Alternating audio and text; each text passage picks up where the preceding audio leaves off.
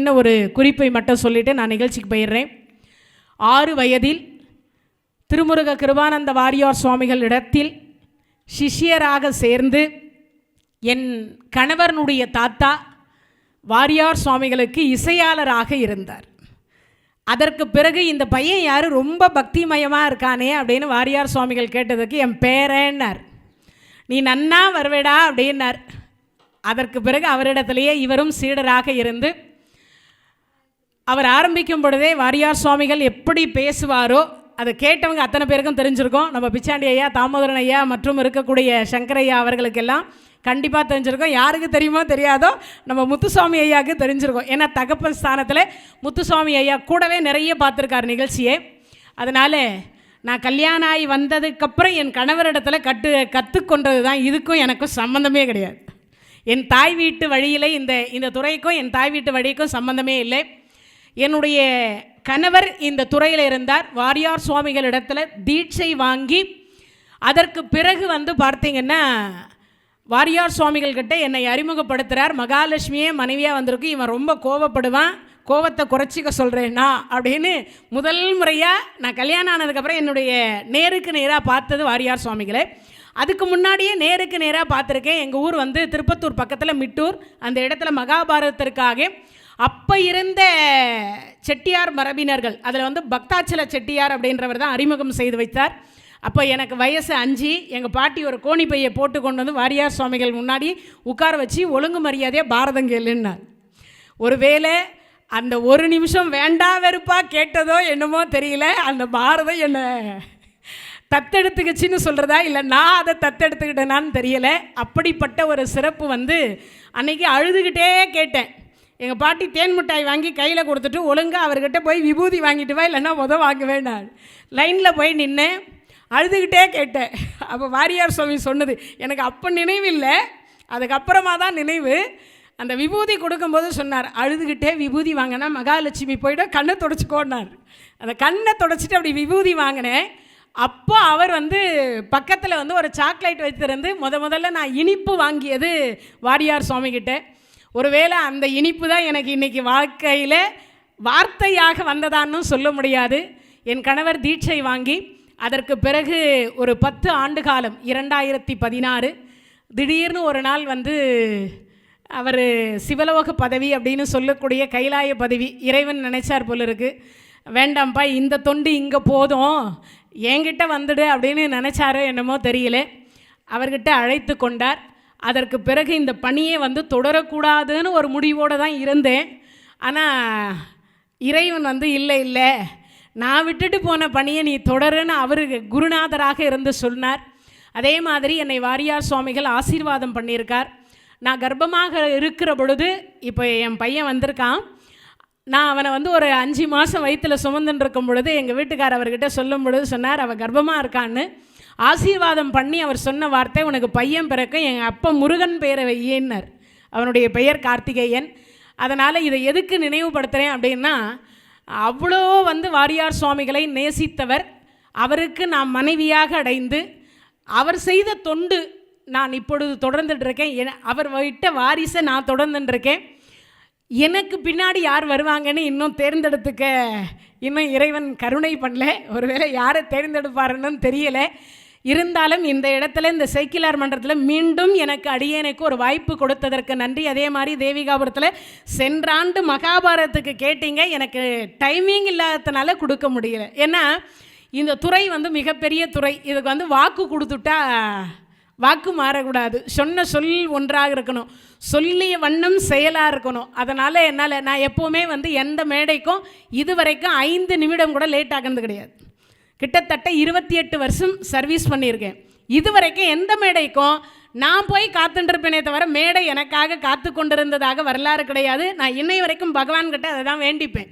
ஏன்னா நமக்காக இறைவன் காத்துட்டுருக்கக்கூடாது அப்படின்னு நினைப்பேன். நான் அடியார்கள் காத்துட்டுருக்கிறதாக நினைக்க மாட்டேன். இறைவன் என் பேச்சுக்காக காத்துட்ருக்கார் அப்படின்னு தான் நான் எப்போவுமே நினைப்பேன். அதை நினைவு கூர்ந்து 12 திருமுறை என்று சொல்லக்கூடிய தலைப்பில் அடியேன் பேசுவதற்கு மேற்கொள்ளுகின்றேன். இந்த 12 திருமுறை முதல்ல 4 பேர் நமக்கு பக்தி நெறியை ஊட்டினார்கள். அந்த 4 பேர் யாருன்னா, முதல்ல ஞானசம்பந்த பெருமான், அப்பர் பெருமான், அதற்கப்புறம் மாணிக்க வாசகர், அதுக்கப்புறம் சுந்தரமூர்த்தி சுவாமிகள்.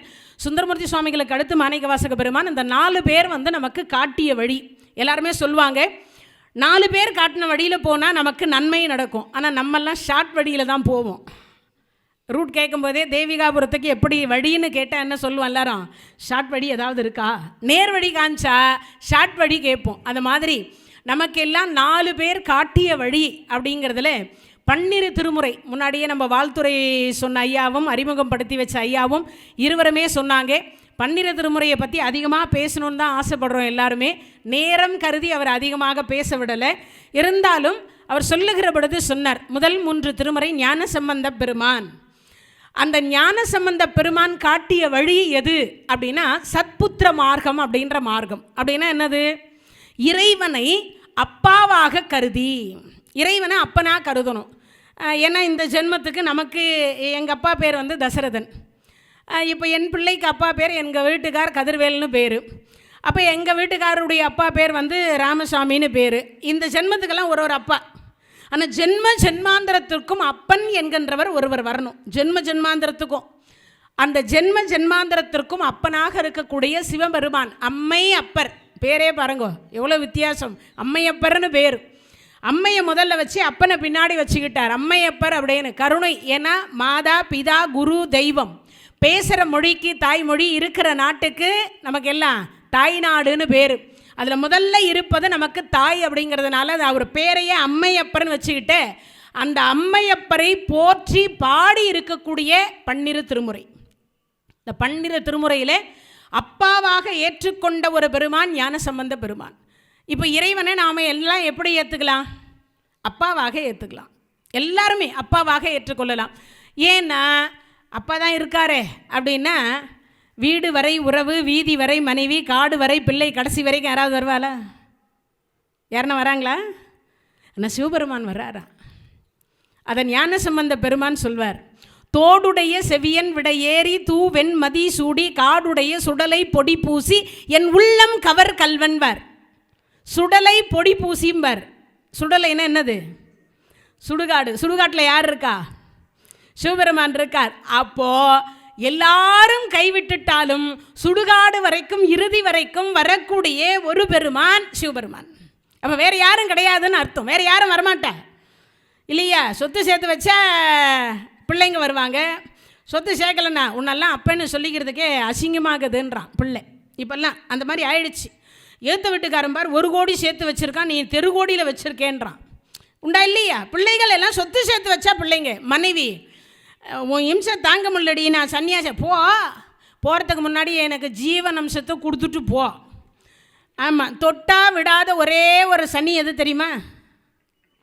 ஆமாம், சொன்னால் ஆண்கள் எல்லாம் ரொம்ப சந்தோஷப்பார், எவ்வளோ சிரிப்பு பார். அஷ்டமத்து சனி, மங்கு சனி, பொங்கு சனி, அஷ்டோத்திர சனி, அதுக்கப்புறம் ஜென்ம சனி, பாத சனி, உடம்பு சனி, 7.5 சனி, எல்லா சனியும் தொட்டா விட்டுடும். தொட்டா விடாத ஒரே சனி சம்சார சனி. படத்துக்கு போனாலும் விடாது, மடத்துக்கு போனாலும் விடாது, 2த்துக்கு போனாலுமே விடவே விடாது. என்னை விட்டுட்டு எப்படி படத்துக்கு போகலாம்? மடத்துக்கு போகிறேன்னா போ, யார் வேண்டான்னா என்ன பண்ணணும்? ஜீவன் அம்சத்தை கொடுத்துட்டு போ.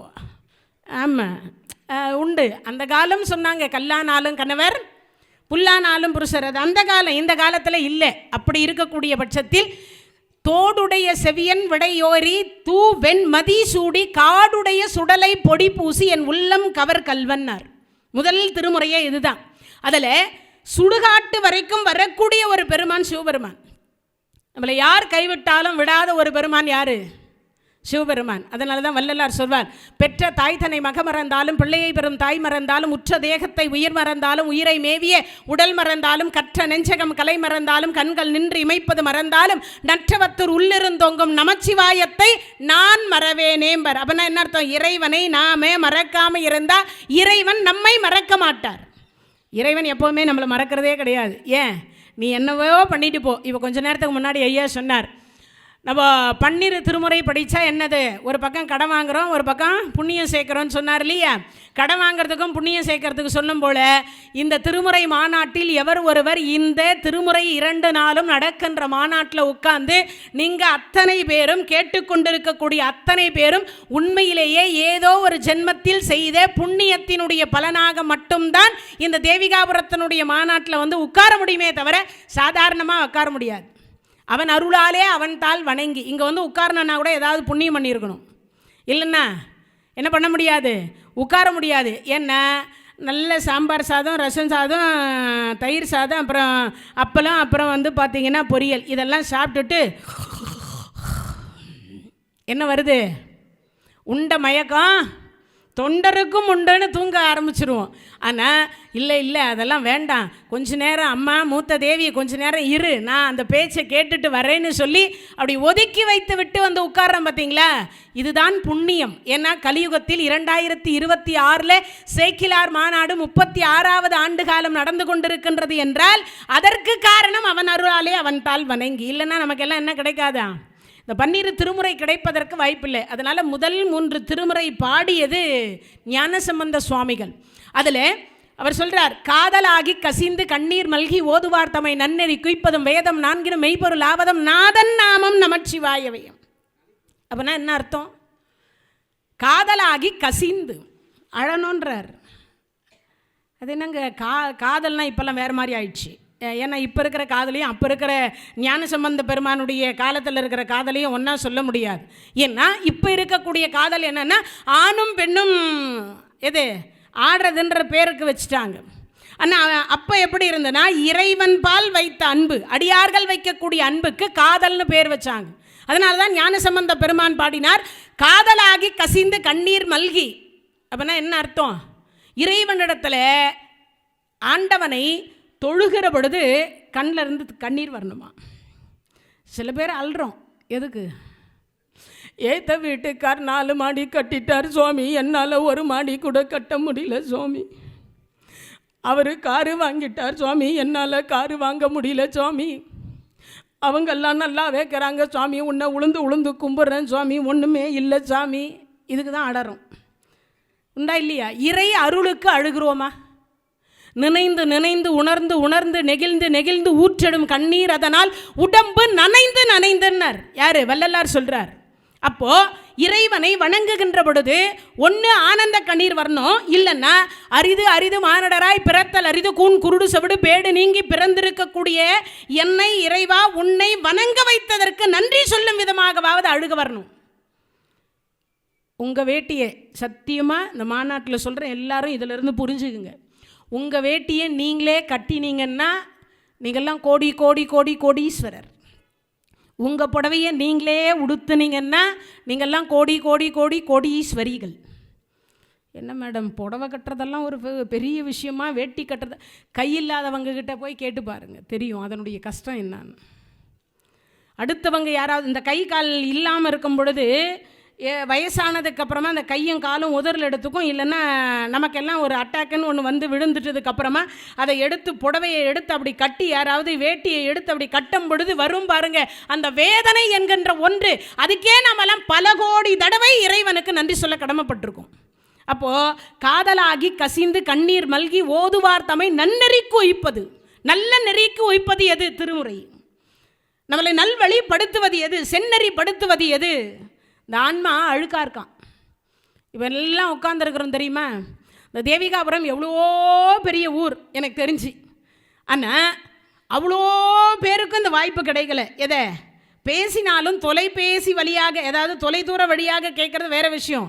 எதிர்த்தாப்பில் உட்காந்து இந்த பெரிய நாயகி அம்பாளினுடைய ஆலயத்தில் உட்காந்து கேட்குற பாக்கியம் எவ்வளோ பேர் கொடுத்து வச்சுருக்கு, கொஞ்சம் பேருக்கு தானே இருக்குது, எல்லாருக்கும் கொடுத்து வைக்கல இல்லையா. அப்போது ஏதோ ஒரு ரூபத்தில் புண்ணியம் செய்தவர்களுக்கு அந்த பாக்கியம் கிடச்சிருக்கு. அப்போது இந்த உடம்பில் நம் மானத்தை காப்பாற்றி கொள்ளக்கூடிய ஆடை உடுத்துவதற்கு ஆண்டவனுக்கு 1000 கோடி தடவை நன்றி சொல்ல கடமைப்பட்டிருக்கிறோம். அப்போது தோடுடைய செவியன்னு பாடி முடித்து காதலாகி கசிந்து கண்ணீர் மல்கி ஓதுவார் தம்மை நன்னறி குய்ப்பதும் வேதம் 4 மெய்ப்பொருள் ஆவதும். வேதத்துக்கே மெய்ப்பொருளாக இருக்கக்கூடிய பெருமான் யார், சிவபெருமான். ஏன்னா நிறைய பேர் என்ன நினைக்கிறாங்க தெரியுமா, சிவனை கும்பிட்டா ஒன்றும் கிடைக்கல, வெறும் விபூதியும் குங்குமம் தான் கிடைக்குது, வேறு ஒன்றும் கிடைக்கல. பெருமாள் கும்பிட்டா என்ன கிடைக்குது? நிறைய கிடைக்குது. திருப்பதி போய் போய் போய் சில பேர் சொல்லுவாங்க, நான் திருப்பதியை மாதத்துக்கு 3 முறை தரிசனம் பண்ணுமா, நான் நல்ல வசதியாக இருக்கேன். வசதியாக இருந்து என்ன பிரயோஜனம்? அவர் வசதியாக இருக்கார், ஆனால் அதை அழிப்பதற்காகவே ஒரு பையனை கொடுத்துருப்பார். இவர் சேர்ப்பார், அவன் அழிப்பான். இவர் சேர்ப்பார், அவன் உங்கள் பையன் என்னம்மா பண்ணுறது, ஊதாரியாக சுற்றுது, நான் சேர்த்ததெல்லாம் சிறுக சிறுக அப்படி தான் போயின்னு இருக்கு, அதுக்கு தான் திருப்பதிக்கே போகிறேன், நல்ல புத்தியை கொடுக்க சொல்லு அப்படிம்பாங்க. ஆனால் அதே வாரியார் சுவாமிகளை பார்த்து நம்மை போன்ற ஒரு அடியார் கேட்டார், சுவாமி எங்கள் பெருமாள் கோயிலில் உங்கள் சிவபெருமான் கிடையவே கிடையாது, ஆனால் எங்கள் சிவபெருமான் கோயிலில் யார் இருக்கா? பெருமாள் இருக்கார், பிரம்மா இருக்கார், நவகிரகம் இருக்குது, அப்புறம் விநாயகர் இருக்கார், முருகர் இருக்கார், காலபைரவர் இருக்கார், வீரபத்ர சுவாமி இருக்கார். இவ்வளவு பேரையும் உங்களால் சேர்த்துட்டு 63 நாயன்மார்கள் இருக்காங்க. உங்களால் என்ன சுவாமி தனியாகவே இருக்க மாட்டார், எப்பயும் கூட்டமாக இருப்பார். அப்போ அவர் ஒன்றும் சொல்லலை. டேப்பாங்க வா, கொஞ்சம் விபூதி எடுத்து நெத்தியில் வச்சுக்கோ. வச்சுக்கிட்டேன் சுவாமி, இப்போ சொல்லுங்கள் பதில் அப்படின்னார். அப்போது வாரியார் சுவாமிகள் சொன்ன பதில் இப்போ நான் சொல்கிறேன். அண்டாக்குள்ளே குண்டா போகுமா, குண்டாக்குள்ளே அண்டா போகுமா? பதில் சொல்லுப்பா சுவாமி. அண்டாக்கும் குண்டாக்கும் இங்கே என்ன சாமி சம்பந்தம்? சொற்பொழிவுக்கும் அண்டாவுக்கும் குண்டாக்கும் என்ன சம்பந்தம்? நீ கேட்டதுக்கு பதிலே சொல்லு. அண்டாக்குள்ளே குண்டா போகுமா? அண்டாக்குள்ளே குண்டா போகும், குண்டாக்குள்ளே அண்டா போகுமா? அது எப்படி சுவாமி? அண்டா பெருசு, குண்டான் சின்னது. ஒத்துக்கிறியா? எங்கள் சிவபெருமான் அண்டா, அந்த அண்டாக்குள்ளே எல்லா குண்டாவும் போகும். இன்னொன்று, தனியாக இருப்பதற்கு பெயர் என்ன இல்லை, சுவாமின்னு பேர் இல்லை. தனியாக இருக்கிறதுக்கு பேர் இல்லை, கூட்டமாக இருக்கணும். அதனால தான் அபிராமி பட்டர் 16 வகையான செல்வத்தை சொல்லுகிற பொழுது, கலையாத கல்வியும் குறையாத வயதுமோர் கபடு வாராத நட்பும் கன்றாத வளமையும் குன்றாத இளமையும் கடு பிணி இயலாத உடலும் சலியாத மனமும் அன்பகலாத மனைவியும் தவறாத சந்தானமும் தாளாத கீர்த்தியும் மாறாத வார்த்தையும் தடைகள் வாராத கொடையும் தொலையாத நிதியும் கோணாத கோலும் ஒரு துன்பம் இல்லாத வாழ்வும் துய்யனின் பாதத்தில் அன்பும் உதவி பெரிய தொண்டரோடு கூட்டு கண்டாய், தொண்டரோடு கூட்டு கண்டாய் அலையாளி அரிதுயிலும் ஆயனது தங்கையே ஆதிக்கட ஊரின் வாழ்வே அமுதீசர் ஒரு பாகம் அகலாத சுகவானியே அருள்வாமியேன்னு பண்ணார். தொண்டரோடு கூட்டு கண்டாயின்னு தான் சொன்னார். அப்பனா என்ன அர்த்தம்? தொண்டருடைய உள்ளத்துக்குள் இறைவன் ஒடுக்கும் என்று அவை பிராட்டி சொன்னான். தொண்டர்தம் பெருமையை சொல்லவும் பெரிதேன்னா. அப்பனா என்ன அர்த்தம்? இறைவனில் எல்லோரையும் சேர்த்து வாழ்வதற்கு பேர் தான் வாழ்க்கை. தான் மட்டும் வாழணும்னு நினைக்கிறது வாழ்க்கையா? எல்லாரும் சேர்ந்து வாழணும்னு வாழ்க்கையா? எல்லாருக்கும் இடம் கொடுத்து தானும் அந்த இடத்துக்குள் ஒருவனாக நிற்பது வாழ்க்கையா? தனித்து நின்று வாழ்வது வாழ்க்கையா? அப்போ அதுக்கு விளக்கம் சொன்னார். அப்போது இந்த 12 திருமுறை யாருக்காக பாடப்பட்டது? எல்லாருக்கும் இடம் கொடுத்த இறைவனுக்காக பாடப்பட்டது. நவகிரகத்துக்கு இடம் கொடுத்தார், பிள்ளையாருக்கு கொடுத்தார், முருகருக்கு கொடுத்தார், காலபைரவருக்கு கொடுத்தார், பிரம்மாவுக்கு கொடுத்தார், நாராயணருக்கு கொடுத்தார். யாருக்காவது அவர் இடம் கொடுக்காதவராக இருக்கிறாரா? 63 நாயன்மார்களுக்கு இடம் கொடுத்தார். அப்பேற்பட்ட சிவபெருமானை அந்த இடத்துல சொல்றார். அப்போ காதலாகி கசிந்து கண்ணீர் மல்கி ஓதுவார் தம்மை நன்னெறி குய்ப்பதும் வேதம் 4 மெய்ப்பொருள் ஆவதும் நாதன் நாமம் நமச்சிவாயவே. வேதத்துக்கே பொருள் யாரான்னா சிவபெருமான். இந்த 4 வேதம் எதற்குள்ள அடக்கம்னா சிவனுக்குள்ள அடக்கம். அதனால அப்படிப்பட்ட சிவபெருமானை காதலாகி கசிந்து, அப்போ சத்புத்திர மார்க்கம் என்கின்ற அப்பா பிள்ளைக்குரிய உறவுகளில் அவர்கள் வாழ்ந்தார்கள். அதுக்கடுத்து பார்த்தீங்கன்னா முதல் 3 திருமுறை, ஏன்னா எனக்கு 1.5 மணி நேரம் தான் டைம், 12 திருமுறையும் சொல்லிடணும்னு பார்க்குற முயற்சி பண்ணி. அதனால் முதல் 3 திருமுறை இவர் பாடி கொடுத்தார். அடுத்த 3 திருமுறை பாடுறார் நம்ம அப்பர் பெருமான். அவருடைய மார்க்கம் என்னது? ஆண்டவன் அடியார், தாசா மார்க்கம்னு பேர். அப்படின்னா என்ன அர்த்தம்? நான் அடிமையாக இருந்து என் பணி செய்து கிடப்பதே. உளவார பணி செய்வார். கீழே எங்கேயாவது சிவாலயத்தில் ஒரு தூசு பார்க்க முடியாது, எதையுமே பார்க்க முடியாது, ஒரு அழுக்கு பார்க்க முடியாது. எப்பயும் கையில் என்ன வச்சுருப்பார்? மழு அப்படின்னு சொல்லக்கூடிய ஒரு ஆயத்தை வைத்துக்கொண்டு சுத்தம் பண்ணுவதே தனக்கு வேலையாக வைத்து கொண்டிருப்பார். அப்பேற்பட்ட பெருமான் மாசில் வீணையும் மாலை மதியமும் வீசு தென்றலும் வீங்கில வேணிலும் மூசு வண்டுரை பொய்கையும் போன்றதே ஈசன் எந்த இணையடி நிழலை என்னார். அப்படின்னா என்ன அர்த்தம்? நம்மளால் முடிஞ்ச வரைக்கும் நிழல் நமக்கு வேப்ப மரத்தை நிழலில் நின்னா குளிர்ச்சியாக இருக்கும், அரச மரத்தை நிழலில் நின்னா குளிர்ச்சியாக இருக்கும், புங்க மரத்தை நிழலில் நின்னா குளிர்ச்சியாக இருக்கும். ஆனால் புளியா மரத்தை நிழலில் நின்று பாருங்க, என்ன பண்ணோம்? அனல் அடிக்கும். தாய் பிள்ளைக்கு சாப்பாடு கட்டி அமுச்சு வச்சா, அம்மா நான் யாத்திரைக்கு போகிறேன்னு புறப்பட்டான். அப்பா போகும்போது எல்லாம் புளியா மரத்து வழியிலேயே அவன் சொன்னான், அம்மா எனக்கு போகிறதுக்கு ஏதாவது உபதேசனை, போகிற வழியெல்லாம் புளியா மரத்து வழியிலேயே மரத்துக்கு அடியில் படுத்து படுத்து தூங்கி போனார். வரும்போது என்னம்மா எப்படிம்மா அவற்றை புங்க மரத்துக்கு அடியில் தூங்கிட்டு வாடினான். போகும்போதெல்லாம் போனான் பாருங்க, சூடு உஷ்ணம் அதிகமாகிடுச்சு, முழுசாக போய் சேர முடியல. அதனால் என்ன பண்ணிட்டான், அம்மா சொன்னாலே நம்மளால் முடியல, திரும்பி வீட்டுக்கு போயிடுவோன்னு புங்க மரத்துக்கு அடியில் படுத்து படுத்து தூங்கிட்டே வந்தான். சுகமாக வந்து வீடு சேர்ந்துட்டான். அப்புறம் தான் கேட்டான், அப்பா அப்பம்மாவை பாதியில் விட்டுட்டு போகிறவனுக்கு என்ன இருக்காது? நிம்மதி இருக்காது. அது மட்டும் இல்லை, என்ன கிடைக்காது? கைலாயமோ சொர்க்கமோ கிடைக்காது. அதனால் மாதா பிதா குரு தெய்வம், நீ பாதியில் யாத்திரைக்கு போகிறதெல்லாம் விசேஷம் கிடையாது. அப்பம்மாவுக்கு கடைசி வரைக்கும் சோறு போடுன்னு சொன்னாங்க. அது மாதிரி நிழல் என்று சொல்லக்கூடியதில் கூட வித்தியாசம் இருக்கின்றது. ஆனால் அந்த ஈசனுடைய நிழல் இருக்கு பாருங்க, சொற்றுனை வேதியன் சோதி வானவன் பொற்றுனை திருந்தடி பொருந்த கைத்தொழ கற்றுனை பூட்டி ஓர் கடலில் பாய்ச்சனும் நற்றுணை ஆவது நமச்சிவாயவே. உலகத்தில் நல்ல துணை என்று ஒன்று இருக்குமானால் அது சிவாய நம. நாமெல்லாம் உட்கார்ந்துட்டு இருக்கும்போது, உண்ணும் பொழுது, உறங்கும் பொழுது, பேசும் பொழுது, பேணும் பொழுது எப்பொழுதும் இறை சிந்தனை. எப்பொழுதும் என்ன சொல்லலாம்? ஒன்று சிவான்னு சொல்லலாம், சிவாய நமன்னு சொல்லலாம், ஓம் நம சிவாய சொல்லலாம். பஞ்சாட்சர மந்திரம் எது தெரியுதோ தெரியாதோ எல்லாரும் எப்போ என்ன சொல்லணுமா? சிவாய நம. ஆனால் இப்போல்லாம் எல்லாம் நமச்சிவாய சொல்கிறாங்க. வாயன், உட்காரன், இரன், இருப்பியா போடுவியா, எல்லாம் ஒருமை தான், யாரும் பன்மை கிடையாது. எல்லாம் உயர்தினையே பேசுறதில்ல, எல்லாம் அக்ரிநெய்தக்கும் போயிட்டான்.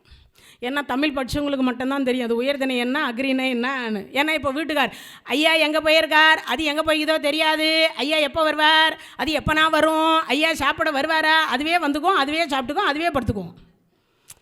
இப்போல்லாம் அது இது எது அந்த மாதிரி போயிட்டாங்க. அப்போனா இதெல்லாம் பேசுகிற வழக்கம் என்னது? எல்லாம் உயர்தினை கிடையாது, எல்லாம் அக்ரிணைக்கு போயிட்டோம். அப்போனா என்ன அர்த்தம்? இந்த டிவி சீரியலை பார்த்து பார்த்து பார்த்து பார்த்து மொத்தமும் அந்த மாதிரி ஆயிடுச்சு.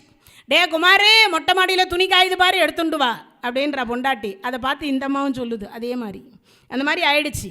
அதனால் இறைவனுடைய நிழல் இருக்கே, சொற்றுனை வேதியன் சோதி வானவன் பொற்றுனை திருந்தடி பொருந்த கைத்தொழ கற்றுனை பூட்டி ஓர் கடலில் பாய்ச்சினோம் நற்றுணை ஆவது நமச்சிவாய். உலகத்தில் நல்ல துணை என்பது ஒன்று இருக்குமானால் அது சிவாய நம. உலகத்தில் வேறு எந்த துணையை கைவிட்டாலும் எந்த துணை விடாதா? சிவபெருமான் மட்டும் எப்பயுமே கையே விடாத ஒரு பெருமான் சிவபெருமான். ஆனால் நாம் தான் என்ன பண்ணுறோம்? பெருமாள் கோமில கும்பிட்டா நிறைய கிடைக்குதுன்னு நினைக்கிறோம். ஆனால் பெருமாள் கொடுக்குறார், யார்கிட்ட கேட்டு கொடுக்கணும்? சிவனை கேட்டுட்டு தான் கொடுக்கணும். ஏன்? சிவபெருமானுடைய நண்பர் தான் குபேரர். அந்த குபேரர் கொடுக்கணும்னா யார்கிட்ட பர்மிஷன் வாங்கணும்? நம்ம சிவபெருமான்கிட்ட பர்மிஷன் வாங்கணும். சுவாமி பெருமாள் கேட்குறார், கொடுக்கட்டும், கொடு. இவர் கொடுத்துருவார், அக்ரிமெண்ட் போட்டு கொடுத்துருவார். பெருமாள் நமக்கும் கொடுப்பார், கொடுக்காமலாம் இருக்க மாட்டார். பெருமாள் கொடுக்கறதுக்காகவே 8 லட்சுமியை வச்சுட்டு இருக்க ஒரே ஒரு பெருமாள் யாரான பெருமாள் தான், இல்லைன்னு சொல்லலை. 8 லட்சுமியும் அவர்கிட்ட தான் இருக்காங்க. ஆனால் கொடுக்க வேண்டிய நேரத்தில் கொடுத்துட்டு எடுக்க வேண்டிய நேரத்தில் எடுத்துகிட்டு போயிடுவார். அதான் பெருமாள். சில பேர் பார்த்திங்கன்னா திடீர்னு கோடீஸ்வரனாக ஆகிருப்பான். திடீர்னு பார்த்தா கார் இருக்கும், பங்களா இருக்கும், எல்லாம் இருக்கும். அப்புறம் பார்த்திங்கன்னா ஒரு 5 வருஷத்தில் மொத்தமாக எல்லாம் காணாமல் போயிடும். என்னப்பா காலில் செருப்பு கூட காணும், அதை நீங்கள் வேறு ஒரு பிஸ்னஸ் பண்ண எல்லாம் போயிடுச்சு, எல்லாம் போயிடுச்சு. என்னப்பா பெருமாளுக்கு அவ்வளோ கொடுத்தாரு. ஆனால் நம்ம சிவபெருமான் கொடுக்க மாட்டார். கொடுத்தா திருப்பி ரிட்டன் வாங்குகிற பழக்கம் சிவபெருமான் இடத்துல இல்லை. அதான் சிவபெருமான். அப்படின்னா என்ன அர்த்தம்? தாய் வழி 7, தந்தை வழி 7, தன்னுடைய வழியில் 7, 21 தலைமுறை ரிஜிஸ்ட்ரேஷன் பண்ணி கொடுக்கக்கூடிய ஒரே ஒரு பெருமான் யாரான சிவபெருமான்.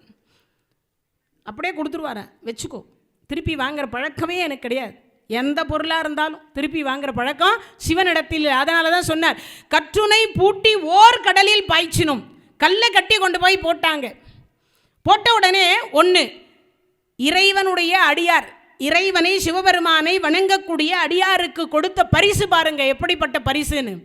ஒன்று, கல் வந்து மிதக்குமா? மிதக்காது. இப்போ இவர் தான் அடியார், கல் அடியார் கிடையாது, அது கல். ஆனால் மிதக்க வைத்தவர் அப்பர் பெருமானை மட்டும் மிதக்க வைத்திருக்கலாம், கல்லையும் சேர்த்து மிதக்க வச்சார்.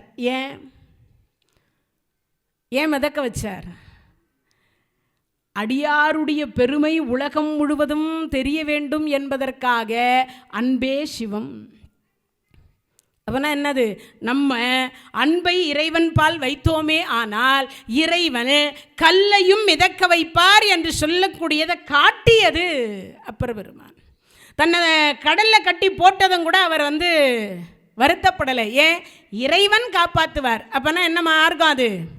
தாச மார்க்கம் என்று சொல்லக்கூடிய மார்க்கத்தை நமக்காக வழிகாட்டிய ஒரு பெருமான். அப்போது இந்த திருமுறையை நம்ம படிக்கணுமா வேண்டாமான்னு முடிவு பண்ணிக்கோங்க. நம்மெல்லாம் கடலில் மூழ்குகிற போல துன்பம் வந்தாலும் கூட சிவாய நம என்று உச்சத்திரித்தோமே ஆனால் நிச்சயமாக அந்த சிவபெருமான் எப்படி அப்பர் பெருமானை மிதக்க வைத்தாரோ அதுபோல் நம்மளை மிதக்க வைப்பார். எதிலிருந்து? அந்த பெருங்கடல் என்று சொல்லக்கூடிய பிறவி பெருங்கடலில் இருந்து நம்மை நீந்த வைப்பார். அப்பேற்பட்டது இந்த 4ஆம் திருமுறையிலிருந்து 6ஆம் திருமுறை வரைக்கும், 6ஆம் திருமுறை வரைக்கும் நமக்கு கொடுத்துருக்கக்கூடிய மிகப்பெரிய பொக்கிஷம் அப்பர் பெருமான். அப்படி தானேங்க அப்பூதி அடிகளினுடைய பிள்ளைய என்ன கடிச்சது? பாம்பு கடிச்சது. கடித்த பிள்ளைக்கு என்ன பாடினார்? திருமுறை பாடி தானேங்க பிழைக்க வைத்தார். அப்போது பெரிய திருநாவுக்கரசு, மூத்த திருநாவுக்கரசுன்னு சொல்லுவாங்க. அப்போ அந்த பாடி அவரை பிழைக்க வைத்தது எது? திருமுறை தாங்க பிழைக்க வைத்தது. திருமுறை என்றால் சிவபெருமான், சிவபெருமான் என்றால் திருமுறை. அப்போ அப்படிப்பட்ட திருமுறையை ஒரு செத்துப்போன ஒரு பிள்ளையை பிழைக்க வைக்கிறது. அதே மாதிரி தான் பூம்பாவை. யாரு? மயிலையில் இருக்கக்கூடிய பூம்பாவை மட்டிட்ட புன்னகைன்னு பாடிய 10 பாட்டு பாடினார். அந்த அம்மா எத்தனை வயசில் பாம்பு கடித்து இறந்து போனா? எலும்பு கூட அவங்க அப்பா பொக்கிஷமாக வச்சுருந்தார். ஞான சம்பந்தருக்கு கல்யாணம் பண்ணி கொடுக்கலான்னு கல்யாண வயசில் அந்த பெண்ணை கொண்டு வந்து நிற்க வச்சார். பாடிதான் கொண்டு வந்து நிற்க வச்சார்.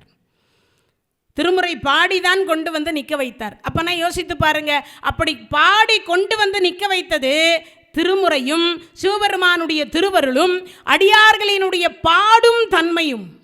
இது 3 சேர்த்து தான் கொண்டு வந்து அந்த இடத்துல நிற்க வச்சது. அப்போது இறந்து போனவர்களை பிழைக்க வைக்கக்கூடியது திருமுறை. அப்பர் பெருமான் பிழைக்க வச்சாரா? ஞான சம்பந்த பெருமானும் பிழைக்க வைத்தாரா? அப்போது பாவையாருடைய பூம்பாவையாரனுடைய யார் கேட்டாங்க? அவங்க அப்பா சொன்னாரப்பா நீ கல்யாணம் பண்ணிக்கன்னார். நீங்கள் ஒரு அப்பா, நான் ஒரு அப்பா. அந்தம்மா நீங்கள் பெத்த பொண்ணு ஏற்கனவே என்ன ஆச்சு? இறந்து போச்சு. இப்போ நான் எலும்பாக இருந்ததை என்ன பண்ணியிருக்கேன்? பிறக்க வச்சிருக்கேன். அப்போ நான் என்ன முறை வேணும்? நானும் தந்தை முறை வேணும். தந்தை மகளுக்கு கல்யாணம் பண்ணலாமா? இப்போ இருக்கிற சாமியார் இருந்தால் என்ன பண்ணியிருப்பாங்க? பொண்ணு அழகாக இருக்குது, வயசு சிஷியாக ஏற்றுப்பாங்க. அது உன்ன மாதிரி என்ன மாதிரி இருக்கிறவங்கள பார்த்தா வேணா சிஷியாக ஏற்றுப்பாங்க. இப்போ சிஷியாக ஏற்றுக்கினா கூட வேறு மாதிரி சிஷியாக மாறிடுறாங்க. ஆமாம், அதனால் வந்து பார்த்தீங்கன்னா சிஷியாக இல்லை, மனைவியாகவே டைரெக்டாகவே கல்யாணம் பண்ணிப்பாங்க. ஆனால் அப்போ சொன்னார் நான் ஒரு தந்தைன்னார். அப்போ திருமுறை நமக்கு என்ன உணர்த்துகிறது? இறைவனுடைய திருவருள் இருக்குமானால் இறந்து போனவர்களை கூட எழுப்பக்கூடியது திருமுறை. அப்போ 2 பேர் இப்போ எழுப்பி கொடுத்துருக்காங்க. அதே மாதிரி முதல் 3 திருமுறை ஞானசம்பந்த பெருமான், 2வது 3 திருமுறை 4, 5, 6 அப்பர் பெருமான். இப்போ அப்பர் பெருமான் சொல்றார், இல்லக விளக்கது இருள் கெடுப்பது, சொல்லக விளக்கது ஜோதி உள்ளது, பல்லக விளக்கது பலரும் காண்பது, நல்லக விளக்கது நமச்சிவாயு. உலகத்தில் நல்ல ஒரு விளக்குன்னு ஒன்று இருக்குன்னா அது நமச்சிவாயவை. இல்லக விளக்கது, இல்லகம்னா 2 இல்லம்ங்குது. என்னது? நம்ம குடியிருக்கிற வீடுன்னு ஒரு அர்த்தம், நம்ம உடம்புக்குள்ளே ஒரு வீடு இருக்குதுன்னு அர்த்தம். 2 வீடு இருக்குது. இந்த 2 வீட்டையும் சுத்தமாக வச்சுருக்கணும்னு அர்த்தம். கொஞ்ச நேரத்துக்கு முன்னாடி நான் வரும்பொழுது இங்கே ஒரு அம்மா அறிமுகமானாங்க.